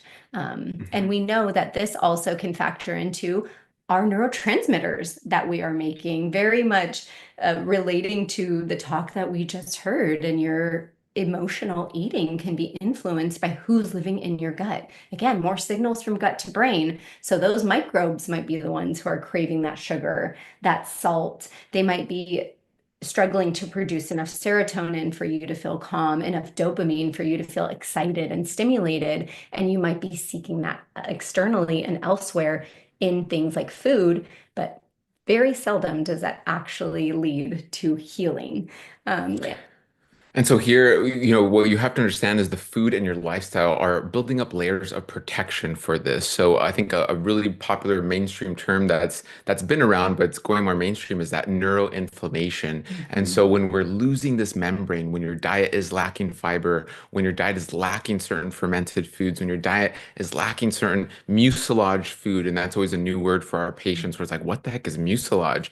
And that's like the chia seed and the okra and the aloe and all these mucousy, gooey foods. Yeah, they're actually going to help your mucous membranes. And so you are building up this layer of protection, just like we have around our nerves and we have from mouth to anus. And so this beautiful layer of mucus is going to give you that protection from that neuroinflammation. It's going to, if it is breaking down, it's going to then send more of those inflammatory signals, not just in the gut, but really throughout the entire body. And that's what research is showing us. So again, what you're eating and your lifestyle is that big M of the mind, the gut brain connection. That M is huge, where anxiety, depression, and so much more is stemming from that. So very, very important. So with that, again, how are we kind of healing with these 5 M's? So again, the microbes, the motility, which is that movement, making sure you're using the restroom every day, the metabolic organs, which can be your liver and pancreas and gallbladder. By the way, 2.5 million Americans lose their gallbladder every year. So that is wild. Your membranes and your mind. This is really encompassing our medical nutrition therapy, and kind of we're going to show you what that looks like here. So this is a low fiber plate. This is kind of a standard American plate. I eat a little, baby carrots here and there, but really it's lots of carbs and lots of processed meat. And this is literally showing you where that neuroinflammation is coming from, the breakdown of those membranes, the breakdown of those neurotransmitters, of your microbes, of those 5 M's are becoming fractured here, and your factory line is breaking down with this type of plate. And then a high fiber plate, this is the solution. This is the plate we showed you with the big 3 here. So you're getting your wonderful plant proteins that are going to give you these beautiful amino acids and peptides, your resistant starchy carbs. So these are some of our favorites like buckwheat bread and bananas and rice. We talk a lot about how rice can be a part of a wonderful diet where you're cooking and then cooling rice, and even cooking and cooling your bread, and you're getting a lot of that resistant starch, which is a form of fiber that is going to be digested in your colon, and the non-starchy vegetables. Those are key. So this is a beautiful plate.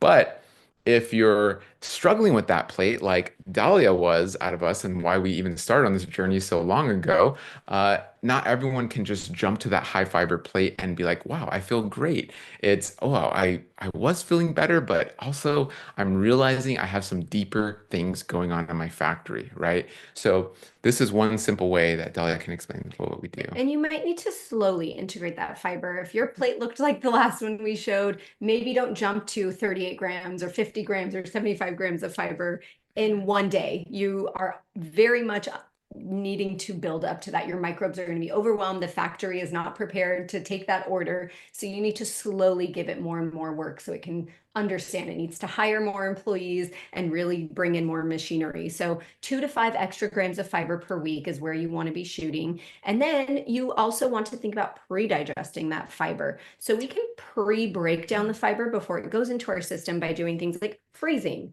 cooking, blending, or even a combination of these different things. And for my patients who have poor tolerance of different foods, we often use a combination of these different things where maybe in a smoothie, they have used frozen fruits and frozen vegetables. Maybe they even steamed the greens that they're going to put into their smoothie before the zucchini, and then they freeze it, and then they blend it. And that smoothie is a lot easier for their microbes to digest, as again, they're trying to build up greater and greater population, so they're not over inundated, overwhelmed. So this can be the big three can really be implemented for anybody, whether you're having GI issues or not. And even those who need this medical nutrition therapy, if you do need to be on a low fermentation, low FODMAP diet, and FODMAPs are these fermentable carbohydrates, but this can also apply, and you can apply this to the plate. So you might be experiencing the gas and the bloating and the discomfort after you're eating these very high fermentable foods. So maybe we need to change that up a little bit,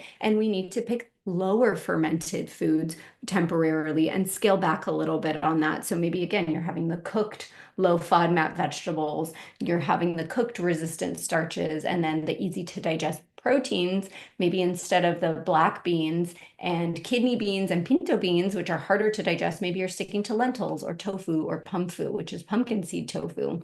So this can very much apply to any type of medical nutrition therapy one might need. This could apply if you are having the histamine symptoms, whether they are the classical respiratory symptoms, or perhaps it's constant headache, migraine, dizziness, brain fog, fatigue, cardiovascular symptoms like heart racing for seemingly no reason, or feeling weak all of a sudden, having episodes where maybe you are collapsing or passing out. If you have very intense menstrual cramps, this can be a sign of histamine intolerance or dysbiosis of the reproductive organs. And then some GI symptoms, or many GI symptoms rather, can also be attributed to histamines. So if you need to temporarily be on a low histamine diet, you might need to change some things up. So often when I am assessing a patient for histamine intolerance, I'm asking them, how do you do when you go out to sushi? Oh my gosh, it always kills my stomach. And no matter what I order, that's a very high histamine type of meal, with the soy being high histamine, the nori sheets, the soy sauce. If you are drinking any type of alcohol, hopefully not, but if you are, those are all very high histamine foods. So again, we might need to kind of scale things back, reduce things a little bit to low histamine vegetables that aren't full of those small seeds, don't ripen quickly and aggressively, haven't been aged or fermented, and choose easier to digest things that are going to be lower in histamine. So lots of fresh and frozen foods are included in a low histamine diet. And so this can get into sulfur as well. And you can see these big three can be tailored no matter what's going on. And for many of you, you're like, I didn't even know what the heck histamines are in food and sulfur. And yes, so these are all components of the why, and kind of digging deeper, and really our area of expertise in helping our patients understanding this, because there's even health professionals who don't understand this. So don't worry. We know this can be a lot, but really understanding and breaking it down into the plate. So sulfur is another one we see where a lot of sulfur containing or high sulfur foods will then be food for sulfur degrading microbes that like to eat this sulfur. And that's where you'll start to get sulfur smelling gas, sulfury burps, and lots of bloating and gas in your small intestine. And that so hydrogen sulfide gas that they make is extremely irritating to all those nerves Yes. that we talked about. Those 5 times more nerves in and around your gut are very irritated by this hydrogen sulfide gas. And so a standard American diet can be extremely high sulfur, but even more plant-based diet as well can be high sulfur. So we do want to kind of help go to a low sulfur, which you can still hit these big three and be low sulfur. And so this continues with fermented foods as So well. once you have identified what your gut can tolerate, if you're not sensitive to the histamines, then we encourage you, start adding those fermented foods with each meal. The goal is 4 to 6 servings per day. And a serving of something like sauerkraut or fermented vegetables or even miso, a serving is a teaspoon to a tablespoon. So you don't need to go crazy. You don't need to have cups and cups of these things, but try to sprinkle in the fermented foods if you aren't experiencing discomfort or symptoms with some of those other things that we talked about, like the histamines, the sulfur, the FODMAPs. Try to incorporate those fermented foods as often as you can. It's definitely going to play into reducing your inflammatory load and reducing inflammation. So we wanted to give an example of what eating this way could look like with those big three and how you can heal with each meal, because that's kind of our Northern Star. So we've included the veggies that really anyone could tolerate, whether you're low sulfur, low histamine, low FODMAP, or just really healing with each meal. This could be a sample of what you might be eating today if you wanted to try this. This could be pumfu with lentil sprouts, kiwi. We could try a little bit of millet with it, carrots, zucchini, really getting in that nice fiber diversity. And then, of course, adding in a fermented food on top of this. So that could be something like a little bit of sauerkraut or kimchi or some miso in the sauce that you're having with this bowl, so that again you are able to heal with each meal. And we know that if you do require one of these types of medical nutrition therapies, an elimination diet, one, like we said, it's not forever. They shouldn't necessarily last longer than 4 to 6 weeks when you're in the complete elimination phase. And two, we know that there are enzymes that can help you transition back into eating these things. Almost like if you had an injury, maybe you broke your leg, you're not just going to be bedridden until that leg injury heals. Get crutches, get a wheelchair, get a scooter. These are tools to help you continue to live your life until you've completed the physical therapy and you've completed that healing process. Digestive enzymes are very much the same. And no matter what type of that medical nutrition therapy one may require, there are enzymes now available that can help break down all of those different components and really give your gut that support as it's trying to augment its functions and really build up the factory. And so also feel with each meal is a point. We're gonna go through this pretty quickly, but feeling how you are with who you're eating with. That's what I'm trying to say here. So it's not just always what you're eating, it's who you're eating with. Is it great, fine, strained, or toxic? So who's at your table enjoying that meal with you as well? To say food is like a roommate. So really be considerate of who you're inviting into your home, because we know you probably wouldn't want to live with everyone you know. There might be relationships out there that maybe are toxic for you or strained. And so you probably shouldn't be having that relationship or seeing that person every day. The same might apply for certain foods for you. So really identifying when you're at the store, at the farmer's market, wherever you're purchasing your food, how's my relationship with this food? Am I comfortable inviting it into my home for the next several days, weeks, months as a roommate? How's my relationship with it? How am I going to feel when I have this food, whether I'm by myself or eating it with someone else? So really, it's so important to feel with each meal.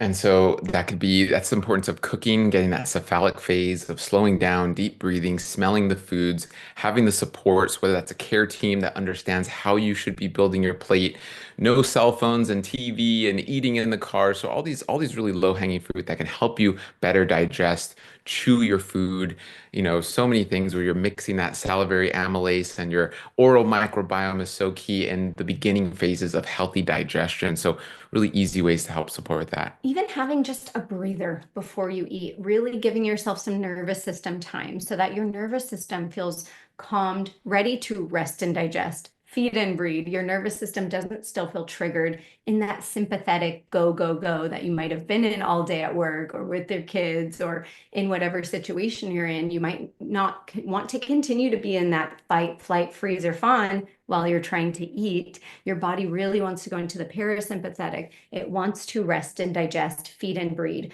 So that could be practicing a breathing exercise before you eat. It could be listening to a digestion meditation. There are several that are out there for free. We encourage you to listen to one of those, or even reminding your nervous system and your gut of a mindful mantra. I'm going to feel amazing after I eat this meal. I am going to heal with each meal. This meal is nourishing my gut and my microbes and my mind. So those can be such helpful tidbits to practice before you eat, so that way you can continue to feel with each meal and heal with each meal. So again, multidisciplinary team, making sure you have a great care team, get second opinions if you need it and you feel like they're not supporting you or things could be better. Dietitian role, we are here to support this medical nutrition therapy and really get into the nitty-gritty of everything you need. Here's our do's and don'ts, which we'll share with you, but we see some questions coming in and we want to definitely answer some questions, but obviously it's going to customize your plate. Everyone's plate is going to be slightly different, but have these main components. We always say we all look like fingers until we get closer and realize, oh, we all are these unique fingerprints. So very important to do that. Here's where you can connect with us, and we'd love to be a support. And we're excited to answer some questions if there are any.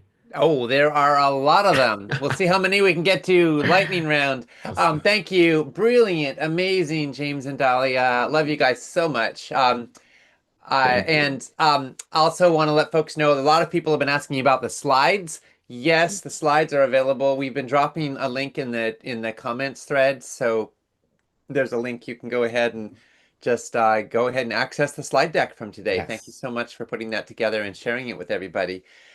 Vicky said, I know dairy isn't popular here, but is kefir acceptable? I just don't like yogurt. Water kefir is a great option, or there's even coconut kefir that's available. I would encourage you to start there and see how much that helps you and see where to go from there. We just know dairy is high in sulfur, high in saturated fat, high FODMAP, so it might not be compatible with your gut. Yeah, thank you. And kefirs often have added sugars, so be on the lookout for that as well, of course. One without. Barbara said, question for two of my favorite people. Help on the fermented side of eating. What's a good, easy to eat and handle to start with? Never thought I'd do tofu, and now it's a staple, so I think I can pull the fermented food off too. Yeah. I love it. Thank you, Barbara. I always like to recommend the liquidy fermented foods to start with. So start with that water kefir that's unsweetened or a kombucha that's unsweetened. Maybe add miso, a dairy-free yogurt. You want to really build up to those before you're trying to get something that's much harder to digest, like a sauerkraut. So build yourself up, start with the kind of liquidy, then slightly more viscous forms in the yogurt, and then graduate from there. Thank you. All right. Crystal said, I'm getting conflicting information from certain doctors. I have Hashimoto's autoimmune and I'm on thyroid meds. Do I eat whole food plant-based or autoimmune protocol? I need to reduce the inflammation. So, ... Yes, and I love this question because I also had or have Hashimoto's now in remission, and I was somebody who tried the autoimmune protocol, and I did it plant-based, very limiting. But one thing that we're really starting to understand is the reason autoimmune paleo works is because it's basically a low histamine diet. All the foods that you're being asked to remove on an AIP diet are pretty much high histamine foods. So when autoimmunity is involved, we know there's tremendous breakdown of your gut barrier and your immune system is triggered, including the mast cells that are a type of white blood cell that will release chemicals like histamine and tryptase and others into your system when they're provoked. When your gut and your gut barrier is hyperpermeable or leaky, every meal will provoke your immune system, unfortunately, until you can heal it back up. So eating low histamine might be an option instead of autoimmune paleo, or maybe not, just using those enzymes that we talked about and really focusing on working on your gut barrier and your gut microbes to calm the autoimmunity. And just really quickly, gut health is your immune system health. So part of our enzyme therapy that we do in our practice is there to help with the histamines while we're helping your gut, which is that immune system health. And I will just share very quickly, as again, somebody who's had Hashimoto's for over 20 years, who has been plant-based, I was not plant-based before that. On autoimmune paleo, my antibodies went up because I was starving my gut. So anecdotally, I've also seen that with so many of my patients that it does not always help everybody's antibodies. And of course, if you're taking thyroid medications, you want to wait a certain amount of time after taking it. Take it on an empty stomach, because even fiber can actually reduce absorption, and soy even more so. 4 hours after taking it before you consume soy products. You can absolutely eat soy, but just wait those 4 hours after your medication, or else you'll be countering its efficacy. Susan said, this is not medical advice, friends. This is just sharing our best insights. Just got to make sure that's clear.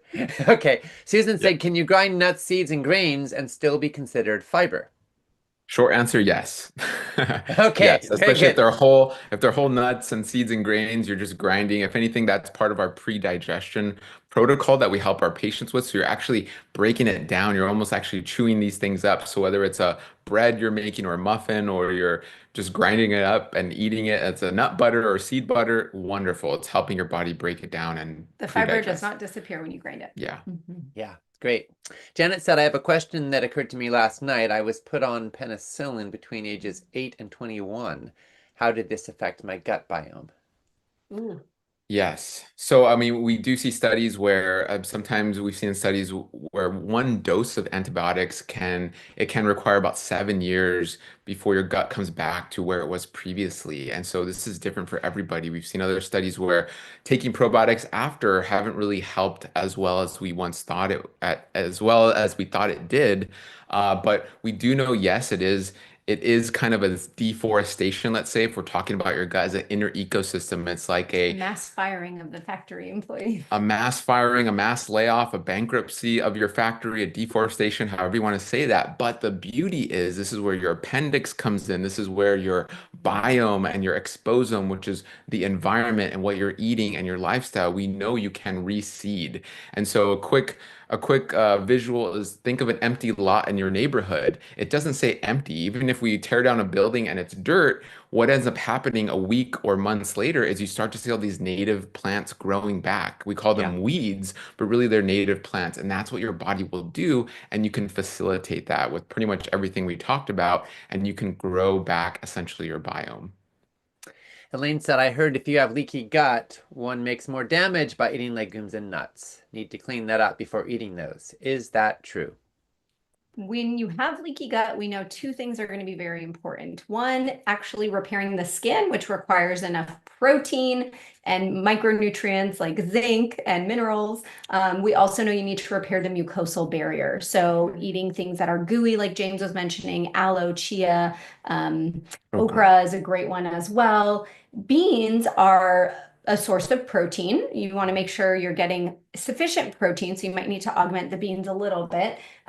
But it's not that they break down the barrier, it's just the barrier's already kind of stretchy and hyperpermeable and leaky. And when you eat something that has a lot of starch in it and will expand when it goes into the water in your intestines, it might feel worse in the interim. It's not making it worse per se, but they are neither hurting nor really affecting that damage. They're, if anything, helping the healing, because beans contain that resistant starch, and that's a preferred fuel for your gut microbes, because they also, in addition to the protein and the gooey foods, they can repair that gut skin. So beans over time absolutely will help heal that leaky gut. All right, last question that we have time for now. Judy said, is xylitol gum or mint bad for the microbiome if using for cavity prevention after a meal when a rinse is not an option? So studies show that stevia and xylitol have very minimal effects on the microbiome. So if one is using things like monk fruit, stevia, xylitol, those do not substantially shift the microbiome, whereas things like erythritol absolutely can, especially when you're consuming larger amounts of it. If you're chewing a xylitol gum and it has fewer than 15 grams of xylitol, that's not really going to have an effect on the gut. All right, thank you. And then I've got to answer this one real quick. Claire asked, what's the best way to grind down chia seeds? In our family, we've got a dedicated coffee grinder, and we grind up chia and flax seeds in there, and then we put in the fridge, you know, ground chia flax, and then I add like 2 tablespoons a day, or just literally, I've been just drinking it in water, honestly. It's super easy to just do that in the morning. Yeah, Perfect. but chia and flax for the win, for sure. Okay, James, Dahlia, you've been incredible. Thank you so much. Friends, if you want to connect with their work, there's a link we'll be posting in the comments section to get their slides. And of course, people can go to marriedtohealth.com, right? Yes. To connect with you if you want to go deeper. They have a whole team of dietitians that help folks through solving problems and making it work in your life. Thank you so much for being with us. Thanks, you for Ocean. having us. We always love it. So grateful. Okay, so everybody, one thing I love about what James and Dahlia have just shared with us is that none of it requires a nutrition degree. It does require a plan, and a plan is exactly what we're building today for you, one habit at a time. Now, I want to say we've been taking in a lot of information, and some of it goes really, really fast. I can't believe how much James and Dahlia fit into that presentation. And if you're feeling a little overwhelmed, I want to help you integrate, because digestion is important. So I want to invite you right now to hang in here with me. Cameras are off, so you don't have to worry about looking silly, but I want to invite you right now. Just take a moment to put your hands in your lap if you can, and sit up just a little bit taller. And I want to invite you to now do 2 rounds of what we call box breathing. Okay, so you're going to breathe in through your nose if you can. I'm going to count you off for 4. You're going to hold for 4. Then you're going to breathe out for 4. Then you're going to hold out for 4. We're going to do that 2 rounds, and I want to invite you to practice right here and right now and see if that affects your nervous system, because I can pretty well promise you that it will. Okay, so here we go. All right, so breathing in, 1, 2, 3, 4. Hold. 1, 2, 3, 4. Breathing out. 1, 2, 3, 4. Now hold out. 1, 2, 3, 4. One more time. Breathing in. 1, 2, 3, 4. Hold. 1, 2, 3, 4. Breathing out. 1, 2, 3, 4. And let it rest. And just notice, even from that brief moment, how that feels in your body. Now, if you can, go ahead and roll your shoulders back. And then roll them forward. And then let them drop. And I want to invite you to think about one thing in all the world that you're grateful for. Something or someone that you're grateful for, that lights you up, that brings you peace or joy. And if you're so willing, go ahead and type it in the comment section on the broadcast page. Just share one thing you are grateful for. And if you can't type, or that's fine, just think about it. Just feel it. And I want to invite you to notice, because what we just did in about 2 minutes is a series of health habits. And when you do things like that, your nervous system shifts. Susan would tell you that the dopamine and cortisol in your brain look different than they did 2 minutes prior. That's the kind of small real action that compounds over a lifetime. So I want to invite you to just let yourself take in how powerful it can be to reset and digest so quickly. And I'm just catching up now.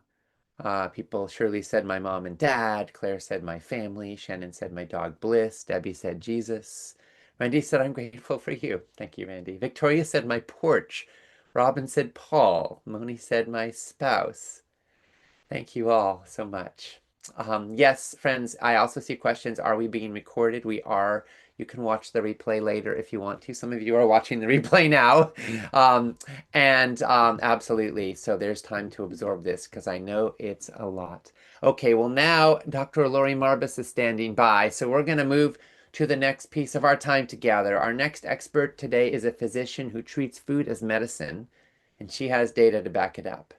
As we go along here, post your comments and reactions in the comment section. Dr. Lori Marbas is a board-certified family physician who has spent the better part of 2 decades using whole food plant-based nutrition to prevent and reverse chronic disease. She has helped thousands of patients lower blood pressure without medication, normalize blood sugar, lose weight without hunger, and reduce or eliminate prescriptions their doctors thought were permanent.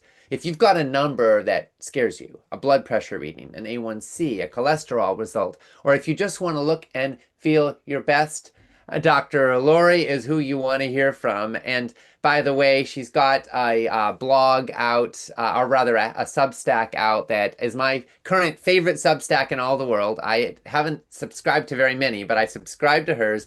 Absolutely brilliant. The Habit Healers. Wait, is that the name of it? I'm sorry. It's Yes, that's it. the Habit Healers. Okay, Lori, welcome. Take it away. So glad you're here. Thank you. Thank you for letting me be here. I'm going to share my screen with you and make sure I do this correctly.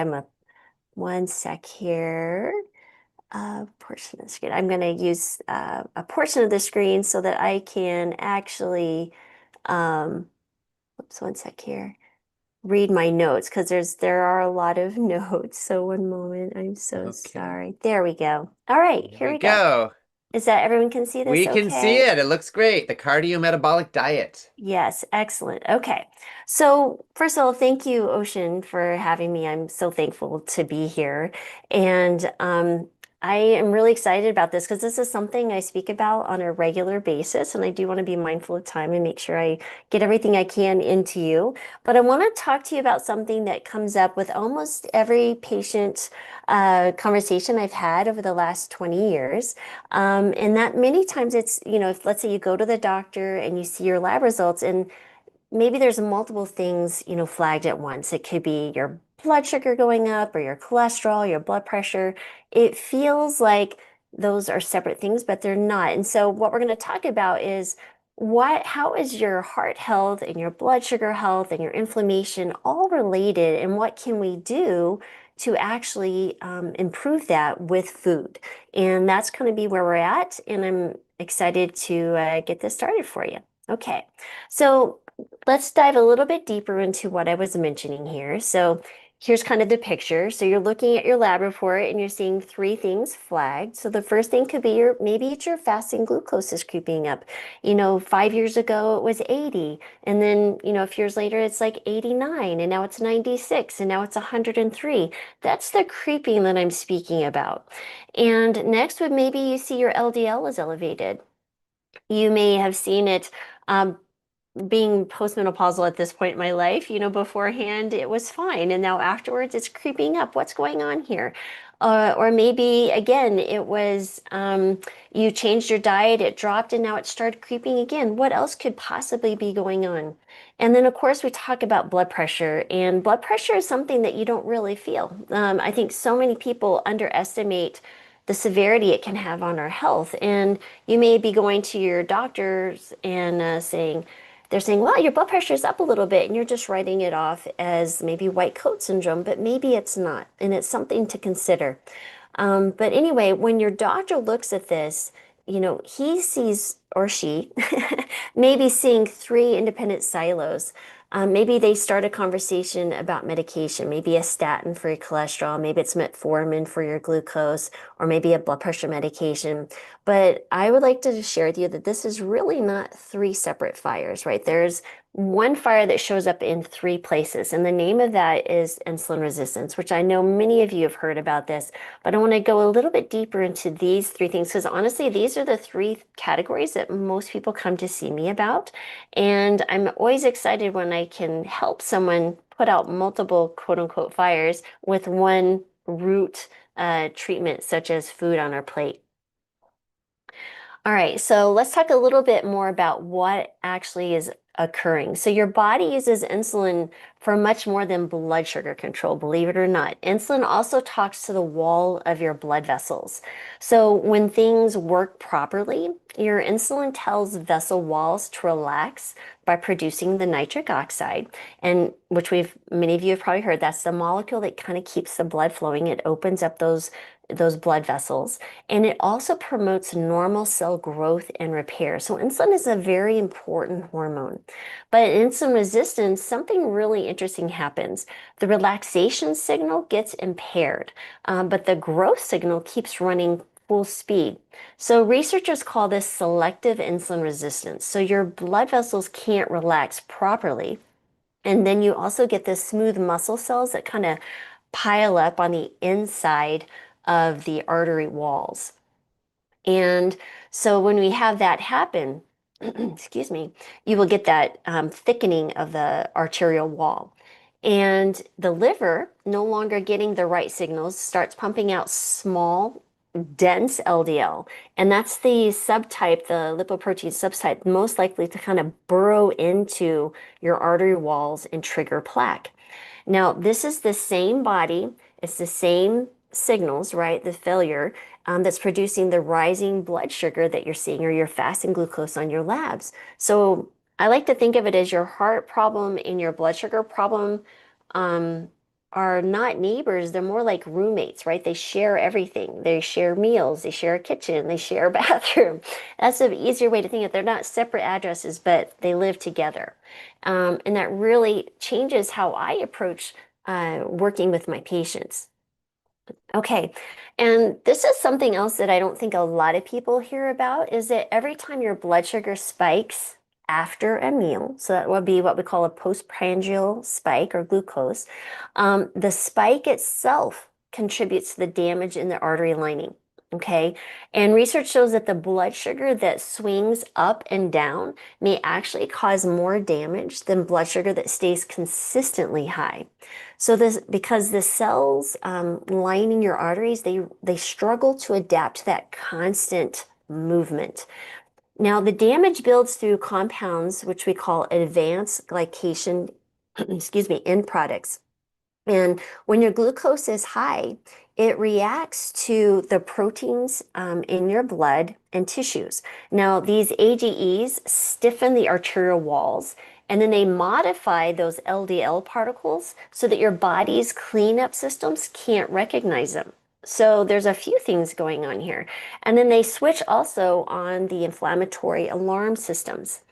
And what's really disturbing is what they call metabolic memory. So even after blood sugar returns to normal, the AGEs that have accumulated, they don't go away. They're kind of stuck there, right?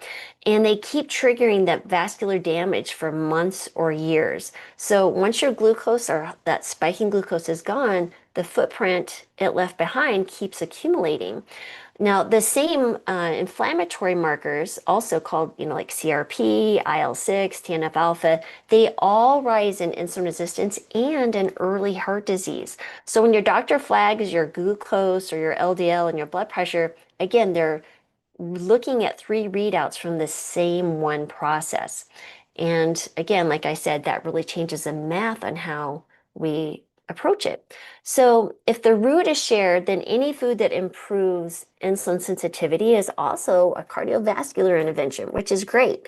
You don't need a separate plan for your blood sugar or one for your cholesterol. You just need one approach that targets the insulin signaling, your post-meal glucose spikes, and the inflammation that they both will drive. And now the research points to 8 food strategies that do exactly this. Most are supported by randomized trials or really what we call large meta-analysis, which are the best. But their real power shows up when you stack them because they hit different parts of the system. And I call it the cardiometabolic diet. It's just a framework organized around the metabolic root that connects all of those numbers we've been talking about. I'm going to walk you through each one. Okay, so the first one is what I call fiber and protein first. And I think this is the single most powerful dietary shift that is not what most people expect. You eat the same meal, but in a different order. And this is something so simple that you can do, but it makes dramatic changes. And when I work with patients and they're wearing continuous glucose monitors, those little things that go on the back of, you'll see people on the back of people's arms, it really does make a difference. And it's such a simple thing to do. So because there's no new foods or supplements and no extra cost. And there was a crossover trial tested what happens when people with type 2 diabetes eat their vegetables and protein first before everything else on the plate. The food and amounts were identical, only the sequence changed, and there was a large reduction in that post-meal glucose surge with a significant drop in what we call an insulin demand. So if you have less glucose surging, your body doesn't have to produce as much insulin to take care of it. And then there was a study from last year that really confirmed those effects. They hold up in everyday life using the CGMs, not just in a very precise, lab monitored. Like you literally can see this happen in your everyday life. And just anecdotally, I've seen that with patients. But so you're like, well, why does that work? Well, when you eat fiber-rich vegetables and protein first, they form a physical barrier in the upper gut that kind of slows everything down. What it slows everything eaten afterward from reaching your bloodstream as quickly. So the spike kind of gets blunted before it starts. And remember what we just said about the AGEs, every spike you prevent is one less round of the AGE formation and artery damage. So I think it's a really simple action step. So just at every meal, eat your vegetables and your protein first, then everything else. That's step 1. Next, I think, I heard you guys already talking about this earlier, so I'll just continue on that path, is 2 scoops of flax. So of all the single foods that have been tested in trials, what you'll find is ground flaxseed may move the most numbers at once. So last year was also a comprehensive review found that ground flaxseed improves not only your blood pressure, but your LDL, your triglycerides, your fasting glucose, your insulin sensitivity, and inflammatory markers. I mean, that's remarkable for such a simple food. And one of the most striking blood pressure trials I think ever conducted found that 6 months of daily milled flaxseed, that's that ground up flaxseed, reduced systolic pressure by about 10 points in individuals who had hypertension already. So these are people who are already dealing with high blood pressure and they saw that significant drop. And honestly, if you see a medication, if you prescribe a medication to someone, you're tickled when you see a 10-point drop in medication. So one of the things that people ask is, well, how does this work? Well, it works through 3 pathways at once. It's omega-3 fatty acids reduce inflammation. Its lignans get converted by gut bacteria into compounds that promote blood vessel relaxation.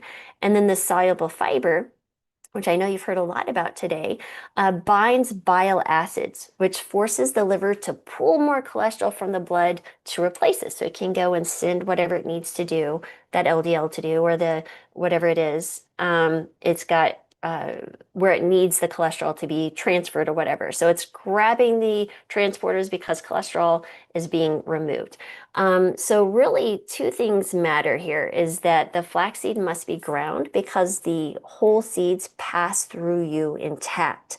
Because if it goes in whole, it'll come out whole. That's just one way to look at it. And the effects when you do use the ground flaxseed daily, the effects build over time. And what they found is that the strongest results are usually after about 12 weeks or more. So 2 heaping tablespoons a day, you can stir it into your oatmeal. I put it into smoothies. You can put it in soups over the top of a salad. The vehicle really doesn't matter as much as the daily habit. Okay, next we're going to talk about stacking 3 fibers.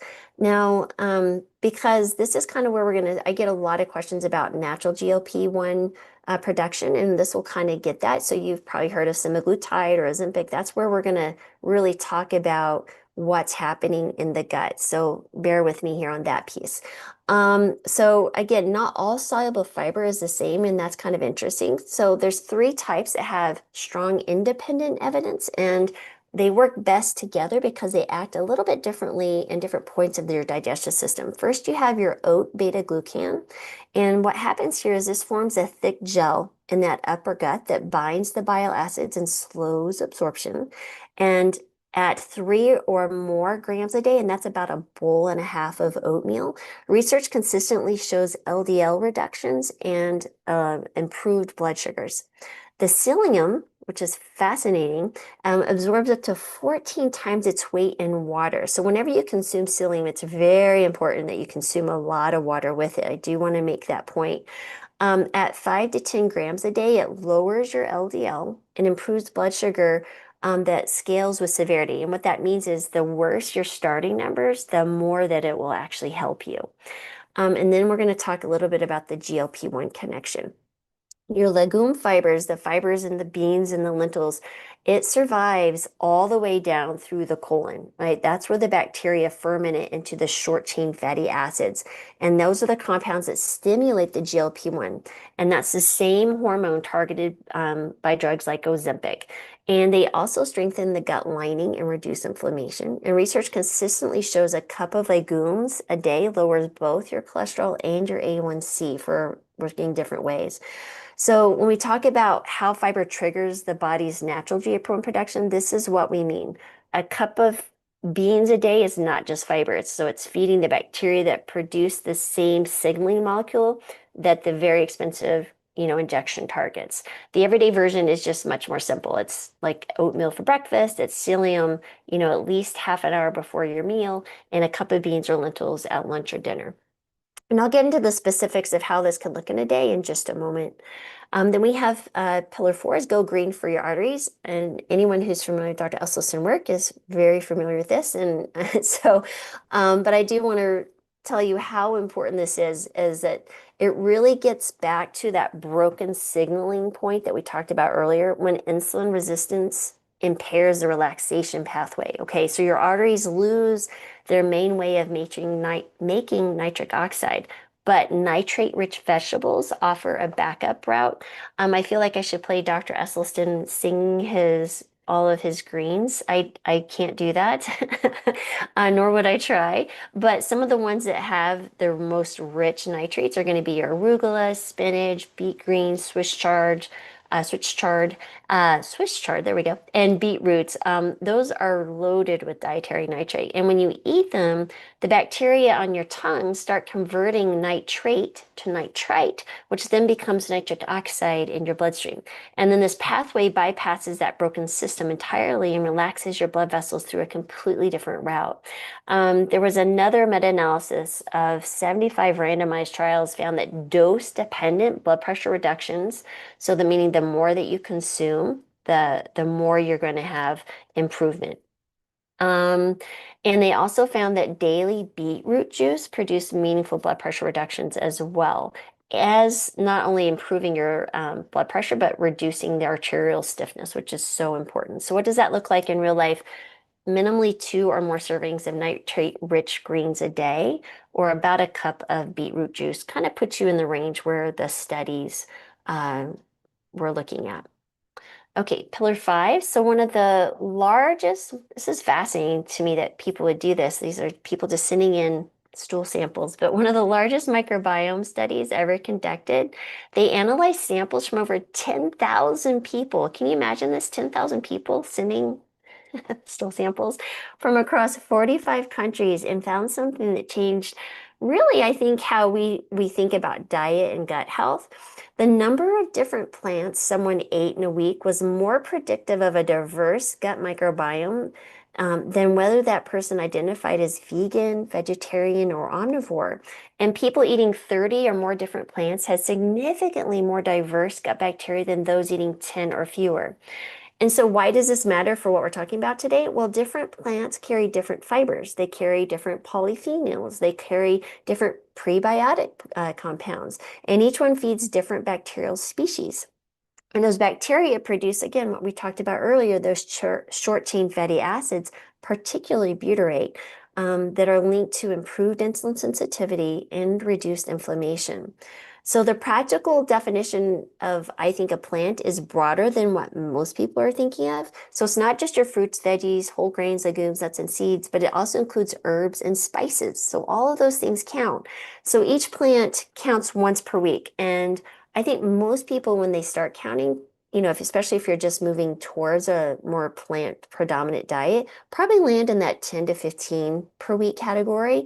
But if you're already following the 1 through 4 pillars that we talked about, you're probably hitting 15 to 20. But the stretch is just adding variety within each category. So maybe it's a different green each day, a new legume, a different spice that you don't usually reach for. How can we expand our palate? And 6 is crowd out the processed. This pillar is really built on a principle that I think is really important for any audience to hear, because it's the reason I think this approach works is because it removes willpower. We're just adding, we're not restricting here. So every whole food you add in, especially from those other pillars, naturally takes place of something else that's processed. So let's say your oatmeal and flaxseed displaces the sugary cereal. The beans replace the processed side. The arugula salad fills a spot that used to hold, maybe it was a bag of chips. And you're not, white knuckling through maybe what you consider deprivation. The good food is just crowding out the less helpful stuff. And the evidence for why this matters is pretty amazing. There was an NIH inpatient trial. They put them in a hospital where they gave 20 adults unlimited access to ultra-processed meals, and then separately to whole food meals matched for calories, macronutrients, and fiber. And on the ultra-processed diet, people ate significantly more and gained weight in just 2 weeks. On the whole food diet, they lost about the same amount of weight. So it's the ultra processing itself that drives the overconsumption. Now that really is key because not all what we describe as plant-based eating is equal. The way I think about a cardiometabolic diet is built on whole fiber-rich foods and not the refined grains with the added sugars or the processed plant products. Those can be transitional products, but we really want to shoot for those whole fiber-rich foods. And 7, this isn't what I would consider optional. It's not really speaking to a particular food, but shrinking your window.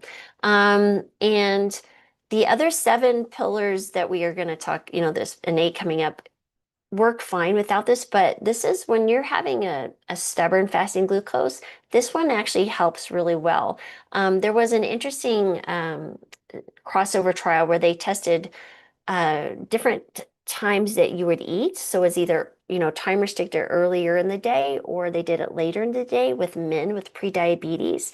And what they found is when every calorie was matched between conditions, and the only difference was that timing, and even without weight loss, the earlier window, meaning that they're eating their meals earlier in the day and ending early in the day, improved your insulin sensitivity, blood pressure, and oxidative stress markers, because your body is actually more insulin sensitive in the morning.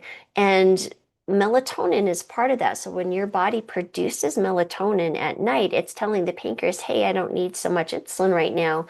But if you are eating later in the day, your pancreas is getting these mixed signals like, I'm getting glucose, I need to make insulin. But the melatonin is like, hey, it's bedtime, we don't need to be producing so much insulin. So that's why you're more insulin sensitive earlier in the day. So the way to really take advantage of this, what I describe as a metabolic window that's already open, is just kind of, practice an eating window of 8 to 10 hours, skewed toward the first half of the day, with breakfast as your largest, your largest meal, and dinner lighter and earlier.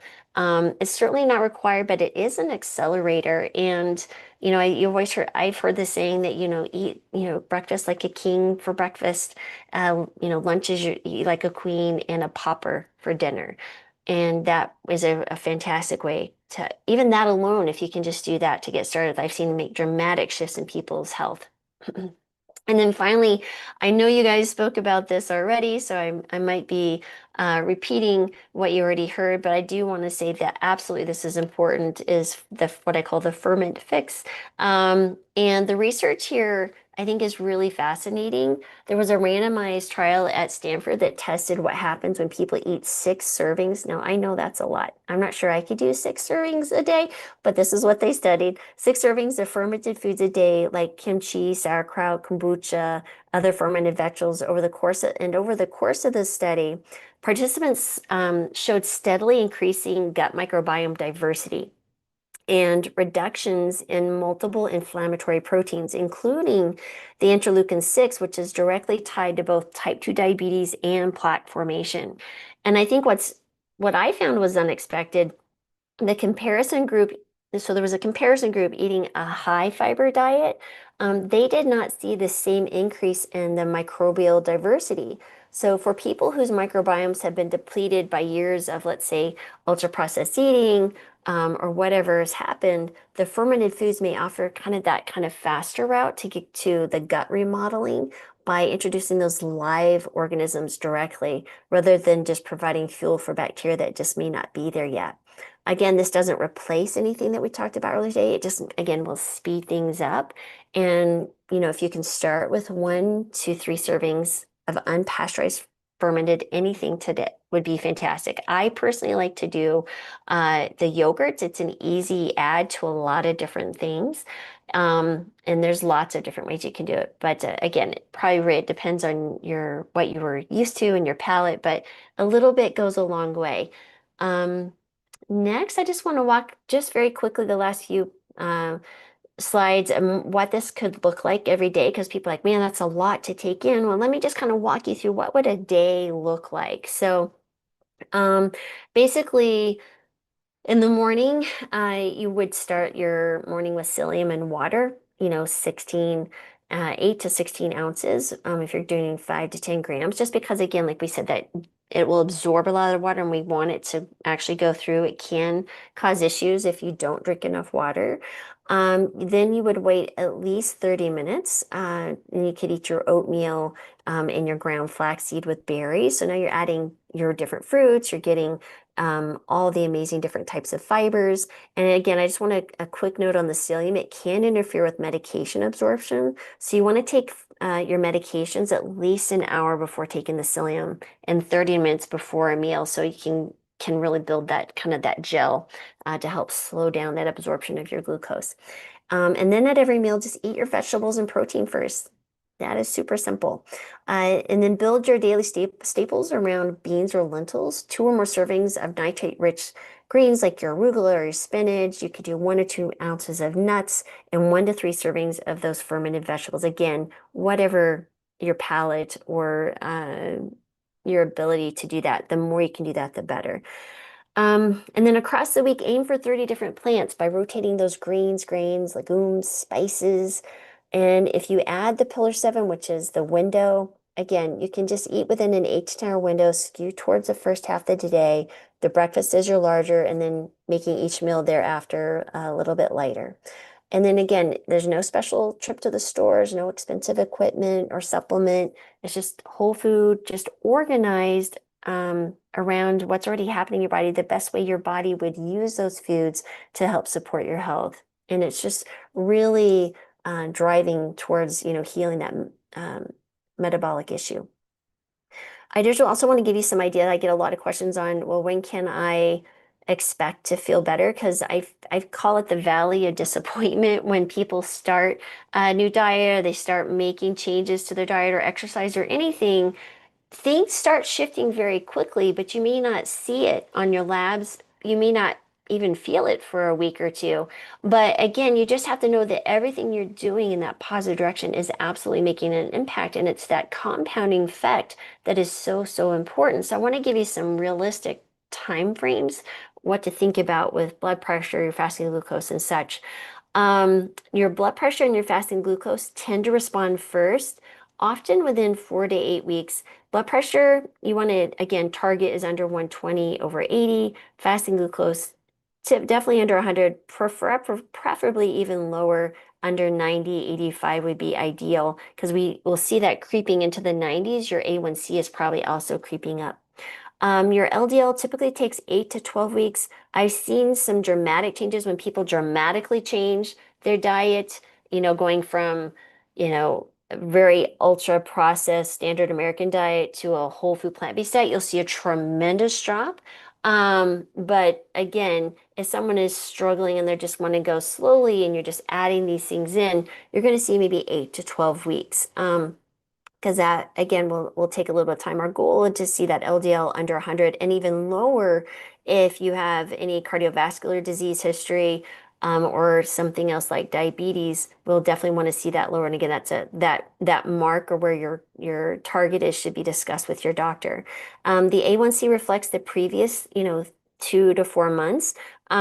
So you want to repeat that test about the 3-month mark. Before that, you're probably not going to get as good of results as you're thinking, and it's going to be not as helpful for you. So that target, they aim for under 5.7, which is what they consider normal, but optimal is really if you're shooting for around 5.4, because I would consider the 5.5, and this is just my own approach to this, the 5.5 and 5.6, these are this gray zone.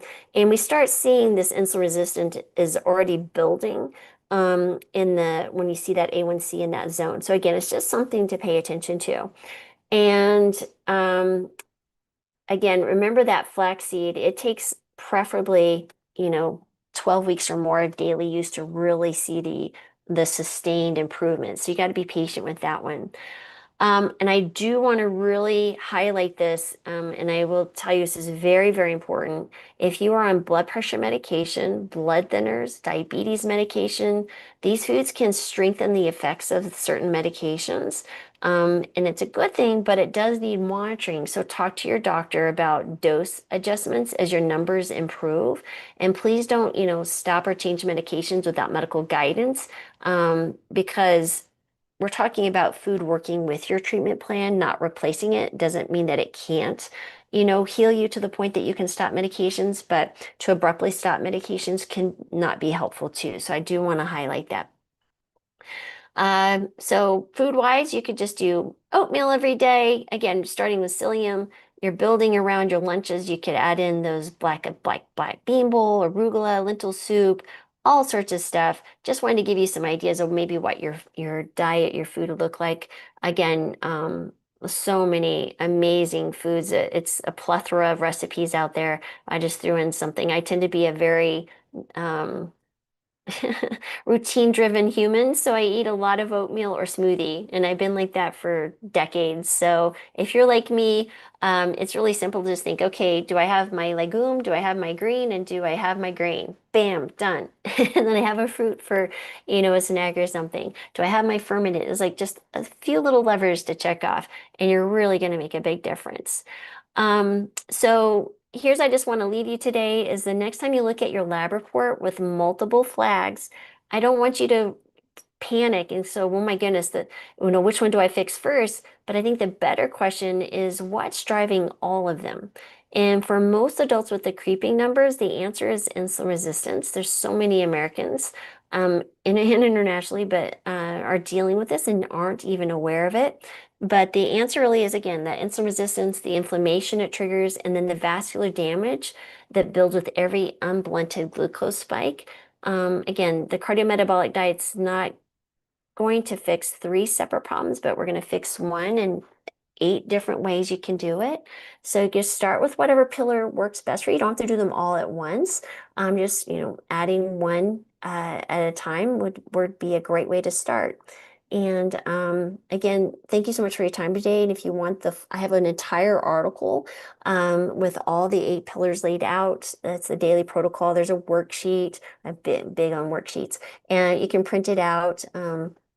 Thank you, Ocean, for giving me this link. You just click on the link or put that link in, and you can go straight to it. It's free, and feel free to subscribe.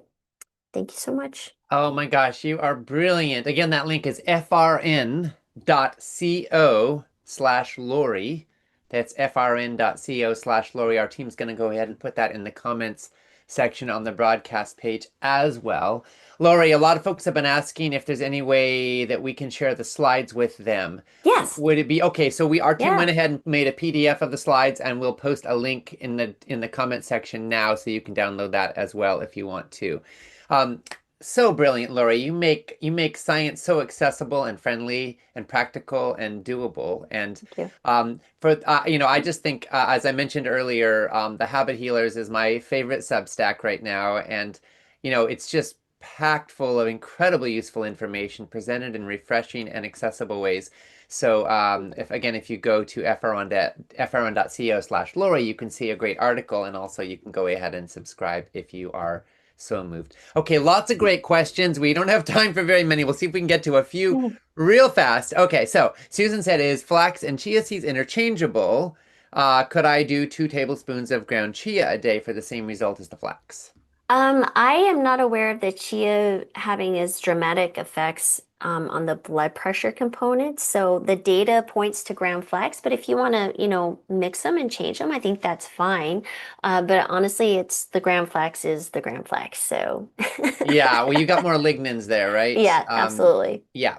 They both have loads of protein and omega-3 fatty Agreed. acids and fiber, so you're not going to Yeah. go wrong with chia. No. But yeah, the data is amazing on flax. Thank you. Yeah. Cheryl said, I stopped eating meat and most animal products, and my cholesterol went up about 150 points. I've been eating mostly plant-based except egg whites, and started taking berberine and bergamot, and though my cholesterol has gone down, it remains very high.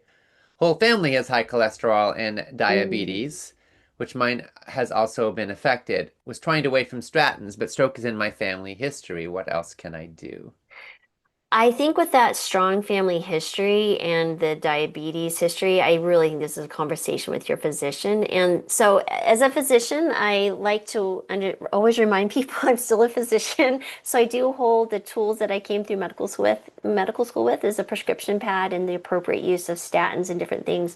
But they don't teach us those lifestyle habits. So I would say encourage you to pick up as much of this that we talked about today, but also have that discussion with your doctor. Maybe there's some screening that we need to do in order to understand, well, where is your current risk factors and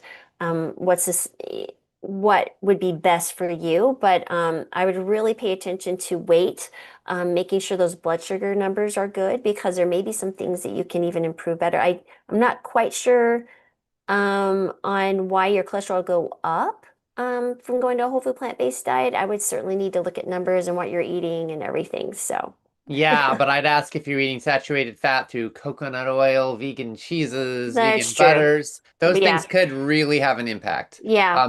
And just because you're vegan does not mean you're truly whole foods plant-based. So looking Yeah. at the fiber, and then, we've heard so many great things today, from flax to oatmeal to, getting lots of fiber. These can really move numbers in powerful ways. So a Absolutely. chain is as strong as its weakest link, and sometimes you'd be amazed how one weak link can undo a lot of good you're doing everywhere else when your body is uniquely susceptible to the impacts of that. So Yep. finding those things and potentially adopting like a pristine diet for a month where you're super, super intentional, truly treating food as medicine, and then seeing what that does could be Yeah. interesting, because you may have some sneaky thing that you're just super susceptible to that's triggering your body in crazy ways. And I just make sure they're both fasting. Some people will go in and not fast, and think they're equivalent. So I would be very careful about making sure you're getting fasting lipid panels. Yeah, okay, great. Thank you. All right, let's see. N said, within a year apart of blood tests, my cholesterol went from normal to high. I didn't change diet or activity. The only major change was emotional challenges and Mhm. stress. So I guess we're just thank you for sharing that, and it's so true. Again, with lifestyle medicine, eat better, stress less, love more, move more. Any of Right. those can throw all kinds of things off, especially Yeah. when it's intense. But Yeah. the harder one zone is, for example, if you're in a lot of stress, the more important it is to do what you can with what you've got, the resources you have available to you. We're all going to have hard times in life, but exercise, sleep, healthy food is always going to help. Can I share a quick story? Do you have time Sure. for a quick? So I had a patient, it's one I start a lot of my talks with, is how she reversed her type 2 diabetes by walking to the end of her driveway. And literally it just started, she was a patient that I saw when I lived in Colorado, and a grandmother, diabetes, she has overweight, raising her granddaughter by herself, working really long hours. And she was seeing me for prescription refills, and I was trying to get her to exercise. She's like, nope, I can't. I'm too tired. Just the thought of it. She just looked so drained. And so I asked her, when are you outside? She said, when I pull into my driveway and when I leave. Oh, I love this story. Yes. Yes. And she said, I was like, okay, can you just open your door and walk to the end of your driveway and back? And she's like, yes. I was like, why? I was like, that, she's like, that's your exercise. And she's like, okay. I was like, let's just get started. And I said, I made her pinky promise in clinic. We literally physically pinky promise. And I said, I'm writing this in your chart, so you have to do it, right? She's like, okay, Dr. Moore, I can do that. And what happened was, of course, you kind of already probably already know where this is going. She walked to the end of the driveway and back. It turned into a block, 2 blocks, 3 blocks, a mile, 2 miles, slept better, started adding. She's like, I feel better. I can add more vegetables, move towards plant-based diet, lost 60 pounds, reversed her diabetes. And at the end of the day, it was started with the one tiny thing that she could do. And that's where I would sit with you on that one, is just Oh, really, what can you do? What can you do? such a good story. Yeah. Okay, we're really out of time, but I've got to ask you, because a lot of people are asking about flax with some specifics. Yeah. Sibylia asks, is it okay if they are heated, ground flax seeds? I think you have to be careful around toasting any of your nuts and seeds, but lightly toasting in a pan, I think, would be fine. There's a chef, Martin Oswald, on Habit Healers as well. That's actually has recipes in Dr. Esselstyn's books, and he's worked with Dr. Furman. And he has a wonderful recipes, and he talks about the roasted nuts and everything that you can do, and what temperatures are safe and where you need to be careful. So is baking with flax problematic? I think you're probably not. Well, actually, in the data, when they look at the research, they were giving them muffins and things, so they Right. still did help. So I don't know if it changes the dramatic effects, but I tend to just do them raw. But yeah, I think it very well, you could still see the same effects, and the data definitely showed that. But yeah. Okay. Will the Vitamix break down the flax seeds, or do I need to grind them first? I personally grind them or buy them already milled and keep them in the fridge. And so, Mhm. because the Vitamix might miss some of them, but they might do a decent job. But Well, I know, you'll know if you're consuming it from a Vitamix and there's big chunks, yeah, you'll feel that. But if they're yeah, ground up, I think you're good. So yeah, I think my experience is Vitamix does the job actually, but obviously if you yeah. It find depends whole on, flax seeds in there, then it's not doing the job. and if you're not doing it long enough, right? Because I Right. really think, because some people just don't do it quite long enough, and so I really lean towards I just put ground flax in mine already, just it's already done. That works too, yeah. And if you are adding a flax to a smoothie, drink it right away. Don't let it sit in the fridge Right. all day. It's gonna get Absolutely. very, very thick. Yeah, Unless you like that. smoothies in Yeah, general also get very thick. So yeah. yeah. Does oatmeal have to be cooked? Can it be overnight soaked? No, you can absolutely do overnight soaked for sure. Okay, great. All right. So many wonderful comments and questions. Thank you all. Sorry we don't have time to get to more, but Lori, you've been incredible. Again, folks can go to frn.co/Lori to check out her amazing resources and Substack. And also the link to the slides is in the comments. Lori, thank you so much. You've been incredible. Thank you for having me. All right, friends, before we move to our final segment, I want to invite you to open your workbook if you've got it to the last page, or you can just reflect here with me. I wanted to think about one food or habit from today that you want to start this coming week. Just one. And then, if you're so willing, type it in the comment section on the broadcast page. Let's make this real. Go ahead and type in the comment section. What's one food or habit from today that you want to start next week? You know, a theme running through everything today, from Susan's neuroscience to James and Dahlia's gut work to what Lori just shared, is this. The science is clear and it's powerful. Habits are learnable. A good structure can make all the difference. That's what I've come to see over and over again over the last almost 40 years working in this space. Knowledge can open the door. Structure helps us walk through it. Community, accountability, these are not nice to haves. They are absolutely critical to success. So now I'm just taking a peek here at the comment section. Oh my goodness, there are so many. Of course, you can read through them as well, and our team is engaging and catching up as best possible along the way. Jenna said flaxseed. Alyssa said add flax. Debbie said more beans. Dougie said beans. Emma said I always add ground flax to my porridge or stew. Let's see, what else have we got? Starting this week, 30 different plants, says Claire. Flaxseed,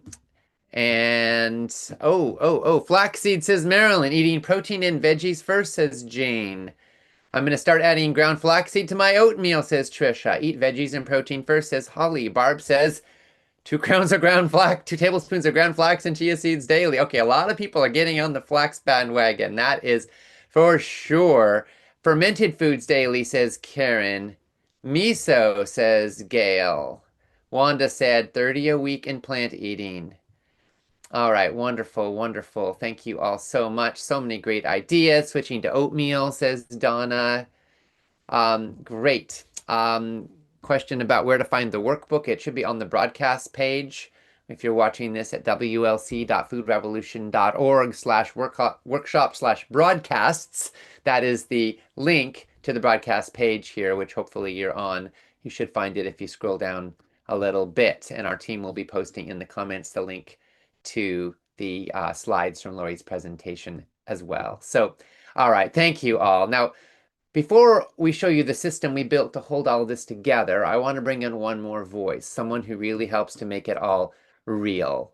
And so now we're going to talk a little bit with Rosie McKay. Actually, before we get to her, though, I want to share a couple more things with you all. I want to share a little story that actually landed in my inbox very recently. It was a message from Heidi H., a member of Food Revolution Network's Whole Life Club. And what she wrote us was, my blood pressure went from 152/80 to 109/70, and my cholesterol dropped from 245 to 174. I had my doctor's jaw on the floor. Heidi didn't do that with a new medication. She did it with what we've been talking about today. And her story is not unusual. We hear these stories frequently. Food, consistency, support, and a community that held her accountable and cheered her on were what made the difference. Heidi had what Susan described today. She had a system, she had an environment, she had a structure that made healthy habits automatic. And so that system is what we want to show you right now. But first, let me hand it off to someone who's going to show you some of her favorite healthy kitchen hacks, and then introduce you to Whole Life Club and what it actually looks like on the inside. Rosie, welcome. We are so thrilled to be with you. Hello. Hi, Ocean. Hi, everyone. So thrilled to be here today, and what a workshop it has been so far. Yes. Now, Rosie is a certified nutrition specialist. She's a beloved member of the FRN team, and she really lives at that meeting point where science turns into culinary awesomeness in the kitchen so that you can make it delicious and pleasurable to get your nutrient needs met. And so, take it away, Rosie. Thank you, Ocean. Okay, so yes, I'm pretty much going to be here to help you guys put everything that we've learned together with a few culinary uh, kitchen hacks for you. And I do have some slides to share. So we're mostly just going to be talking about how we can save some time, how we can save some money, and how we can really boost that flavor in any dish. I love what Dr. Marvis said about the legume and the grain and the green, and that's all you need, and you can add some delicious spices to really boost up that flavor. So we'll go ahead and dive straight into my tips.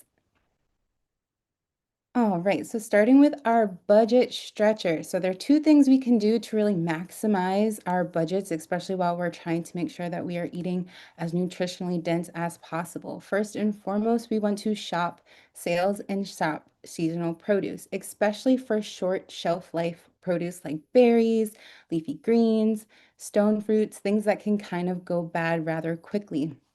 Buying them in season or on sale is really when you truly get the most bang for your buck, both monetarily and nutritionally.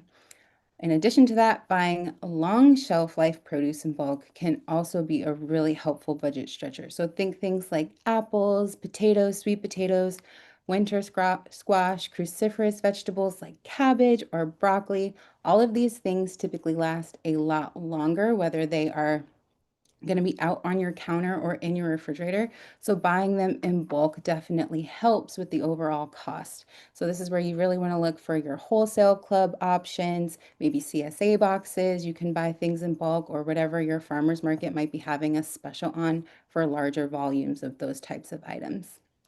For time savers, we hear this a lot, but it truly does help with batch cooking your grains and beans on a Sunday, although it can be any day that fits into your schedule.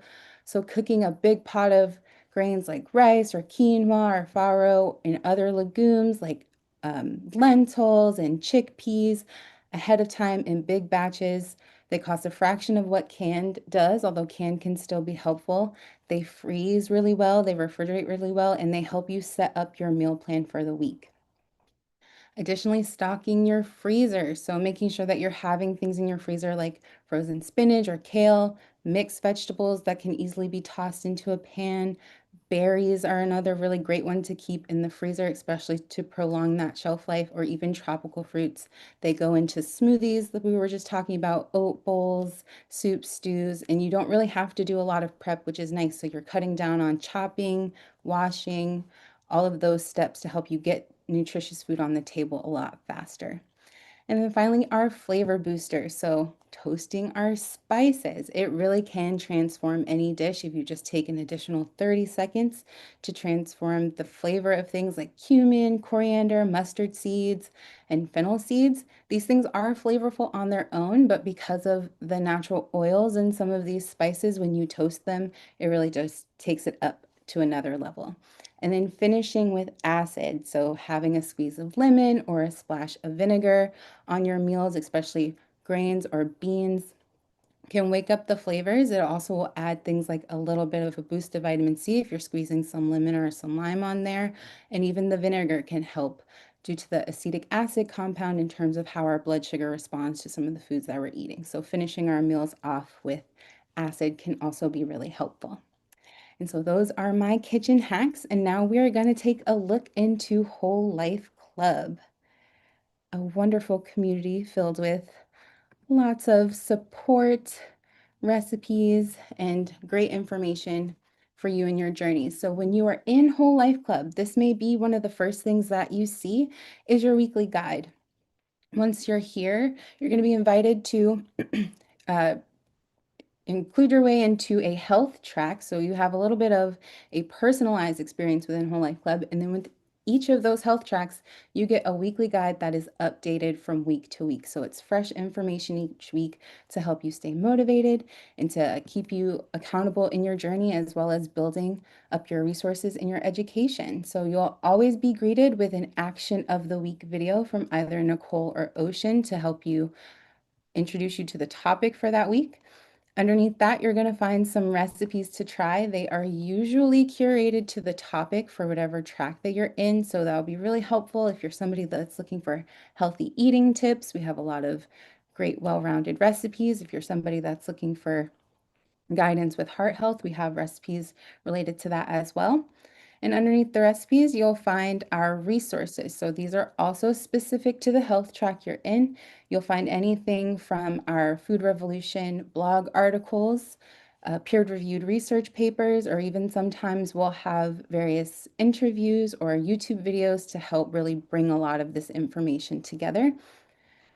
And then you'll find your action of the week items. So these are small things you can do day to day, week to week to help you stay accountable and keep you motivated, in addition to our monthly action hours. So these are really great educational interviews that you have access to. You get 2 per health track, so 2 in a month, but we also have a complete library of them, which I'll take you to now with our all action hours.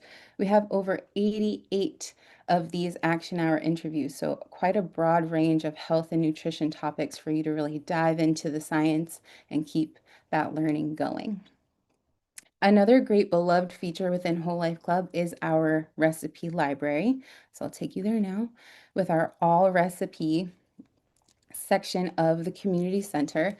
This is where you'll find over 1,500 plant-based recipes, and there's definitely not a lot to navigate. So we have given you some helpful filtered results shortcuts to get you finding some delicious recipes a little bit quicker.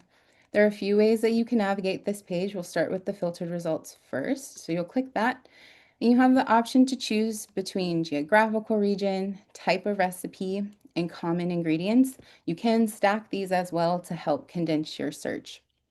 But since many of us here do love kale, or maybe you're trying to love kale a little bit more, we'll use kale as an example. So I clicked on include kale, and that's going to give me a search result for anything that has kale listed in the ingredients. You can also do a keyword search for ingredient-based recipes as well. So we'll still stick with kale.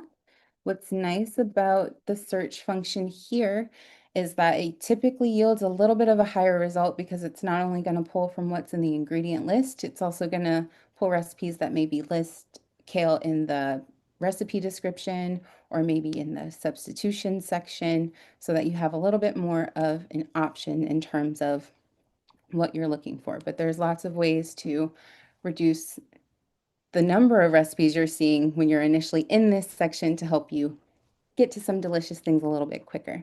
We also have a great favorites library section where you can save these recipes. We get that question quite a bit after you've done all your search. How do I get back to what I was looking for?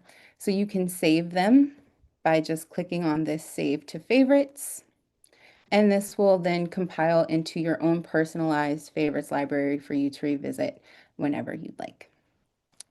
Now, another really great feature that we have here in Whole Life Club that I think makes it really unique and special, and many members have really enjoyed the use of this tool, is our AI Wellness Buddy. You can find this pretty much anywhere you go in the community center with the exception of the live events area. And how you access it is by looking for this circle down at the bottom that's pink and orange with the 3 stars. You'll open that chat and it will open you up to your Wellness Buddy. It does have some suggested prompts, but you can also ask it questions. So I actually took a member question that I thought would be a really great example of how the AI Wellness Buddy works, so you can see the type of output it gives. So this member had asked in so many words, I'm transitioning from a Mediterranean diet to a more plant-based diet, and I want to focus on reducing inflammation and losing weight. Can you give me a simple, structured weekly plan to help me get started, including meal ideas, recipes, and practical tips for building that habit? So it's just going to take a couple seconds for it to generate a response. But the Wellness Buddy can also help link you to recipes. So if you don't necessarily want to spend the time filtering and searching through our search function in the recipe library itself, you can come to the Wellness Buddy and ask it for some suggestions also.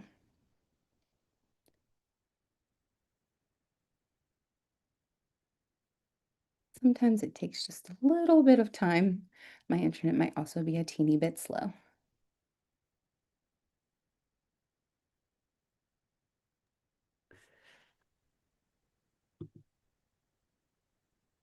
Oh, no, a network error. Oh, a network error. Okay, At well, that is the not how it's same supposed to time. function. And that doesn't normally happen, but of course it doesn't happened normally now while we're happen. doing a demo for everybody. All right. Well, we could try one more time, and then if it doesn't work, we'll just say it does work, just not apparently when you're streaming in front of thousands of people. Um, but it's actually been really popular so far. I think it's really cool to have, AI is all over the place, and the trouble is it can sound really authoritative and it can also be incredibly wrong. But Wellness Buddy is trained on all of FRN's library of content, our hundreds of summit interviews, our thousands of recipes, our 1,000 blog articles. So it really does focus on and provide source links to specific resources that we find extremely credible. And it's a great way to help customize. Oh, it looks like we got an answer coming in here. Back to you, Rosie.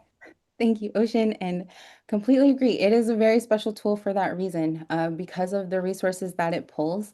It's all in FRN's ecosystem, so everything you're getting here, you know that it's evidence-based and it's been vetted for a really helpful guiding response. So this is what the Wellness Buddy has decided would be helpful based off the prompt, and it has given a meal plan for the day that can often be a really popular question of how do I form my meals throughout the day? It will also directly link you to some of those recipes once you click on them. It also will give some practical tips for building certain habits, and then it will also link any resources that you may want to do further reading on. So it can be a really great way to consolidate a lot of information, get that information quickly, and it has been a super helpful tool. So I think it does make WLC all the more special because of it. And I'll just show you, it links you straight back to our recipe library. So it's definitely a great tool. But this is all I'll show you all for now. Hopefully this was a helpful peek into Whole Life Club. Amazing. Thank you, Rosie. Friends, one of the things I love about Rosie is also something I love about Whole Life Club. So real, warm. Whole Life Club is built by people who actually cook dinner, who actually navigate a Tuesday night when there's nothing prepped and everyone's hungry.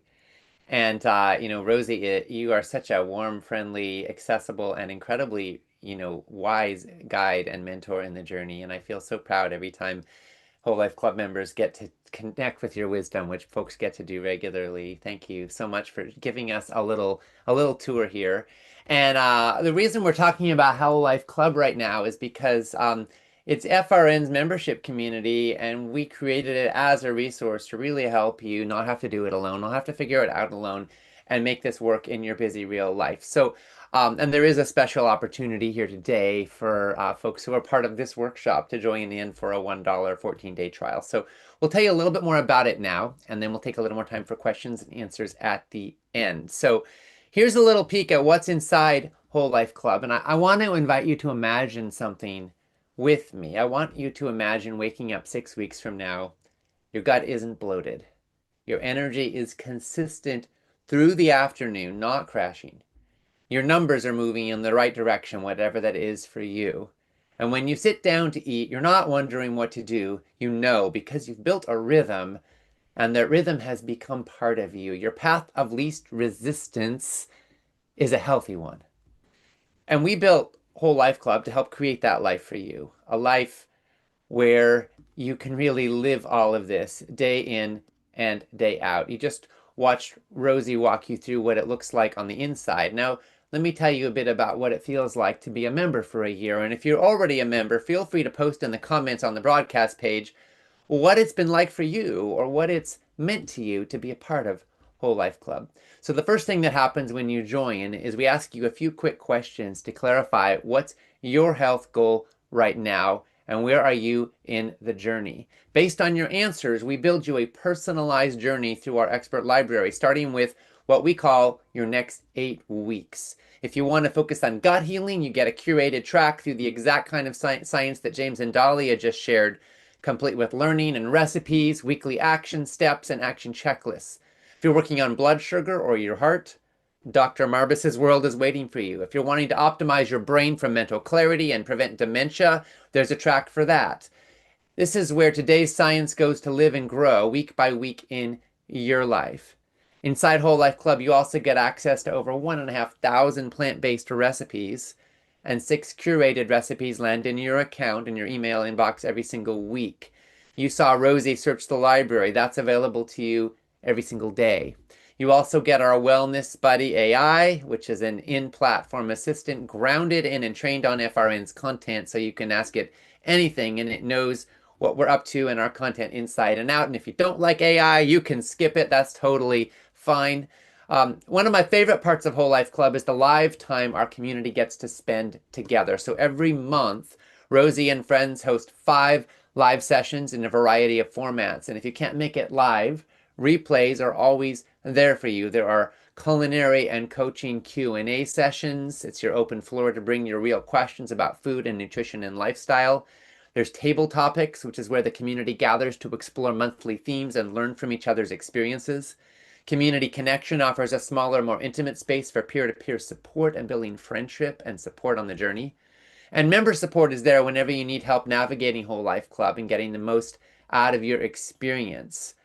In the Kitchen is one of my personal favorites. That's where Rosie demonstrates preparing 3 delicious Whole Life Club recipes live every month. She digs into a nutrition topic, and she also takes your culinary questions. None of this is just about information. It's about growing together in community. There are over 80 expert video sessions in the library that are on demand anytime. So if you want to go deeper on a specific topic related to food and health, it's probably in there. And then there's the community. There's more than 8,000 food revolutionaries in the membership right now who get it, who won't raise an eyebrow when you say you're eating beans for breakfast, who will celebrate your blood pressure result like it's the Super Bowl. No more being the odd one out at the dinner table. And if you've ever got a specific question about your health situation or your labs or your medications, you've got access to registered dietitians and certified health coaches to provide real human expertise on your side. Of course, none of it is medical advice, but we are here to support you in optimizing diet and lifestyle.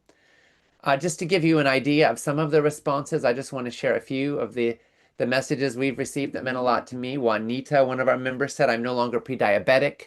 My energy is completely different. My doctor doesn't know what to make of it." Kathy and Rob. Kathy said, "I can run for the first time in 20 years. I lost pounds safely without ever feeling hungry." And Tina said, "Decreased pain, depression, acne, fatigue, and migraines. I didn't know food could do all of this." Friends, these are not outliers. These are members, people who were on the path. Many of them were struggling, and they had the question that so many of you may have too: does this actually work? And how do I actually make it work? They found out that it does and it can, because they had the science, they had the structure, and they had the support to make it stick. So right here today, if you want to, you can start your Whole Life Club membership for $1 for a 14-day trial. And then if you want to continue like most people do, you'll be at $197 per year. That comes to an average of $3.79 a week, locked in with a price that will not rise even if we raise prices in the future. And it all comes with a 60-day money-back guarantee. So you could try it out for $1, and then you can stay for another couple of months if you want to. Cancel anytime, no questions asked. But I don't think you're going to want to cancel, because this program was built to be sticky and to be transformative. If you're already a member, fantastic. Hopefully this workshop has re-inspired you. If not, here's what I want to invite you to do. I want to invite you to try it and see what it is for you. Not a super long commitment, not a leap of faith, but $1 and 2 weeks to give it a shot. That'll give you access to everything: the recipes, the expert library, the community, and it will launch you with your personalized 8-week journey. And it could be life-changing. Again, after your trial, your membership is $197 for the entire year. Of course, with a 60-day money back guarantee. You can cancel anytime, no questions asked. We've tried to remove all the barriers we could think of because we really want to make it easy for you to say yes to giving this a shot if you're not already engaged. So the link's on the broadcast page. If you just scroll down the page a little bit to go ahead and join in. And I want to say one more thing. This is not just a membership. It's intended to be your home base for the food revolution. The summit ended. This workshop will end. We do not want you to have to go it alone. We want you to have support to stick with it long term. We live in a toxic food culture, and willpower, as we've seen today, is not enough. So if you want that ongoing support to keep learning, to keep growing, and make it personalized for where you are in your journey, then that's what this is all about. So again, the link's on the broadcast page if you want to join in. Now let's go ahead and answer a few more questions. Let's see, Randy said, okay, after the 14-day, $1, how much does the club cost? I think we answered that, Randy, $197 per year. Oh, Randy also said, we love you. We love you too, Randy. Thank you. All right, Susan said, so much info and opportunities in Whole Life Club that it looks both amazing and overwhelming. If new, what's the best way to start using this wonderful tool? Well, Susan, thanks for asking. We actually designed it specifically with that intention in mind, which is why we have the onboarding questions. Just takes about 5 minutes to answer some quick questions, and then you get a personalized journey, because we do not want to overwhelm you, right? We want to make it simple and clear and doable. In fact, every week you get an action of the week video from me, which is guaranteed to be less than 5 minutes long. So you can watch it simply, and it will be a simple step you can apply in your life. I know a lot of you have gotten simple steps today, maybe more than one, but the key thing is distilling and simplifying and clarifying so you can actually make it happen. So that's really what we've focused on in Whole Life Club, is personalization and simplicity. Of course, you've got the whole library if you want it. And with the recipes, I would say it's great to make friends with them because you may want to search for different things for different meals. But we're also going to try to focus you on specific recipes that align with your goals and your intentions. Warren said, Whole Life Club is a beyond amazing resource. I love the live events. There's an unimaginable amount of information available. It is such a good deal. Thank you so much, Warren. Robin said, Ocean, what was your quote? Knowledge can open the door. Oh gosh, I don't know, Robin. It was kind of spontaneous, but I think I said that knowledge can open the door and habits are what walk you through it. You know, at the end of the day, it is our habits that shape our destiny, not our aspirations and not our willpower. Although the thing is that aspirations and willpower can get us on a new path, and then habits are what have us walk that new path long term, which is actually how you get somewhere new. But knowledge is critical too, right? Because without knowledge, you may be on the wrong path, right? So you got to know where you want to go, and then you've also got to create the structures to go there. Okay, Doreen said, what is miso and where do you get it? Okay, well, Doreen, thanks for asking. Miso is a fermented soybean paste. You can find it in natural food stores or many online retailers as well. Actually, I think probably supermarkets have it too at this point. It's salty. It's a sodium source, but it is loaded up with probiotics. It's often fermented for a year or two, so and it makes the soy very, very digestible, but very salty. Marianne said, thankful to be a member since 2020. So much valuable information and support. My only regret was I didn't start FRN Summit sooner. Please plan to stay with this great community. Oh, Marianne, thank you. We're so glad you're here. And you know what? They say the best time to plant an apple tree is 20 years ago, but the next best time is today. So thank you for being here and being on the journey and sharing it with other friends. Jim said, can I change tracks at any time? Yes, Jim, you can. That's one of the beautiful things, is that you can change tracks at any time that you wish. The doors are wide open and there's lots of flexibility. So you can change and shift, and the tracks are generally 8-week journeys, and you know, they can be stacked. Susan said, US money or Canadian? Yeah, it's US dollars because we are based in the United States, although we have a global community of people from all around the world, of course. Let's see. Megan said FRN and WLC are the social support community that keeps me more or less on track, even when I'm with family or traveling or celebrating with friends. Bless you. Thank you, Megan, so much for sharing that. And I think that really is a critical piece. For some of us, our family help us be on track, but for a lot of us, that is not the case. And that when we're traveling, when we're out of our normal routine, or when we're around people that have maybe we associate with patterns that aren't what we want to do now, which often is the case with family, we get sucked off track. And so the key thing is, how do you come up with a strategy to stay true to your values and your goals, regardless of your circumstance, and to come back aligned if you slip?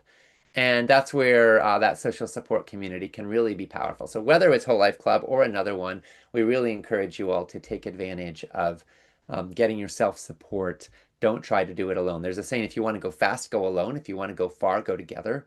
And for a lot of us, we can make a quick change personally without needing to bother with anybody. But creating that support network can be really critical to continuity and long-term success.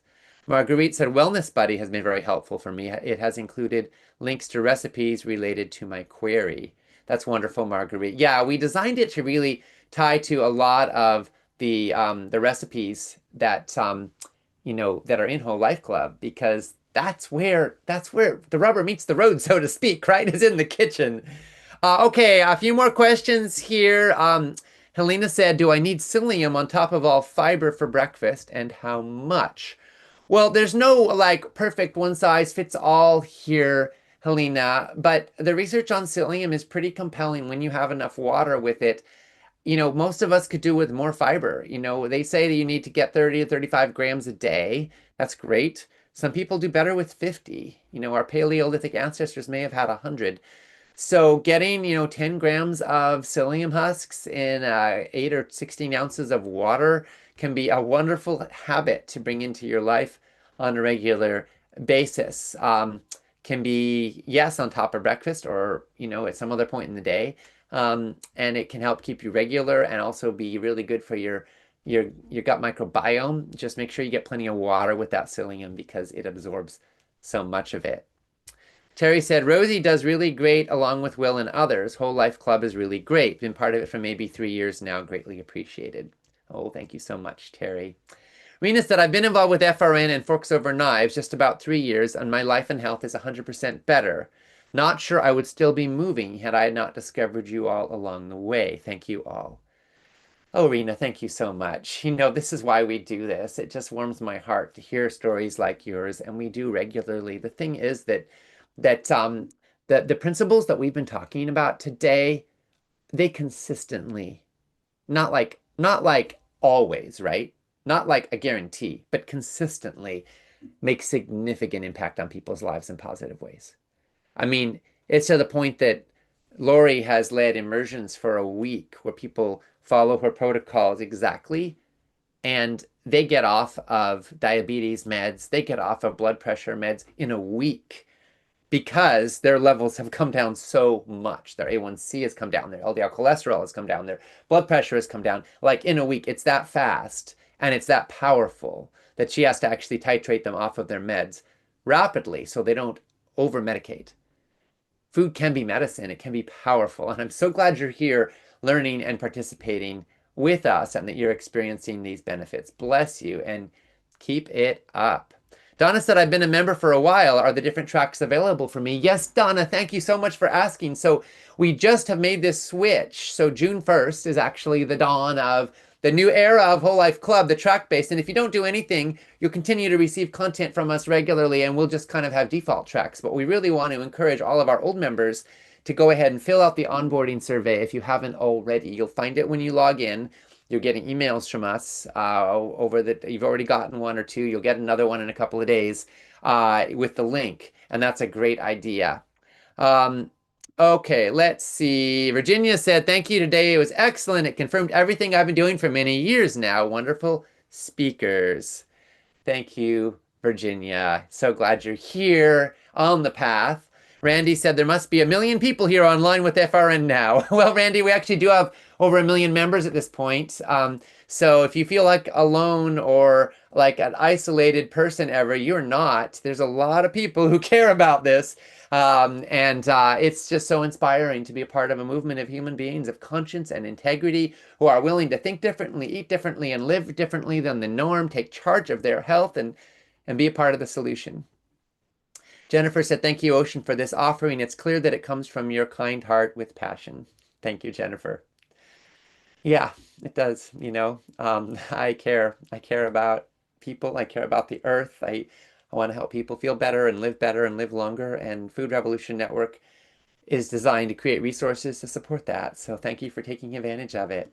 I want to close by saying thank you to the people who made today possible. Dr. Susan Pierce Thompson, who gave this room the neuroscience frame that makes everything else make sense. Susan took away the shame and gave us the biology.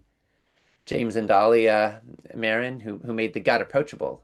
They took one of the most overwhelming topics in nutrition and they gave people a Monday morning plan. That's what practical science looks like. Dr. Lori Marbus, the kind of doctor every patient deserves and most people sadly never get. She gives people their numbers back. Today she gave us grounded hope, and she did it with such clarity and such warmth. And Rosie for bringing the joy and the culinary awesomeness always and making it so practical. And now to you.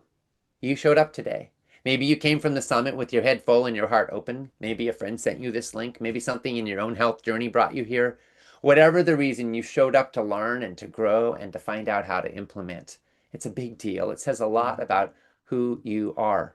The food revolution isn't a moment, it's a movement. And you're already part of it. The question is, what do you do next? We built Whole Life Club so that the answer to that question can always be clear. The links on the broadcast page and the replay from today's workshop will also be available on the broadcast page as soon as we finish today. And with that, I just want to say thank you all so much from the bottom of my heart for being here with us, for being a part of this food revolution. I hope to see many of you in Whole Life Club and in future Food Revolution Network events.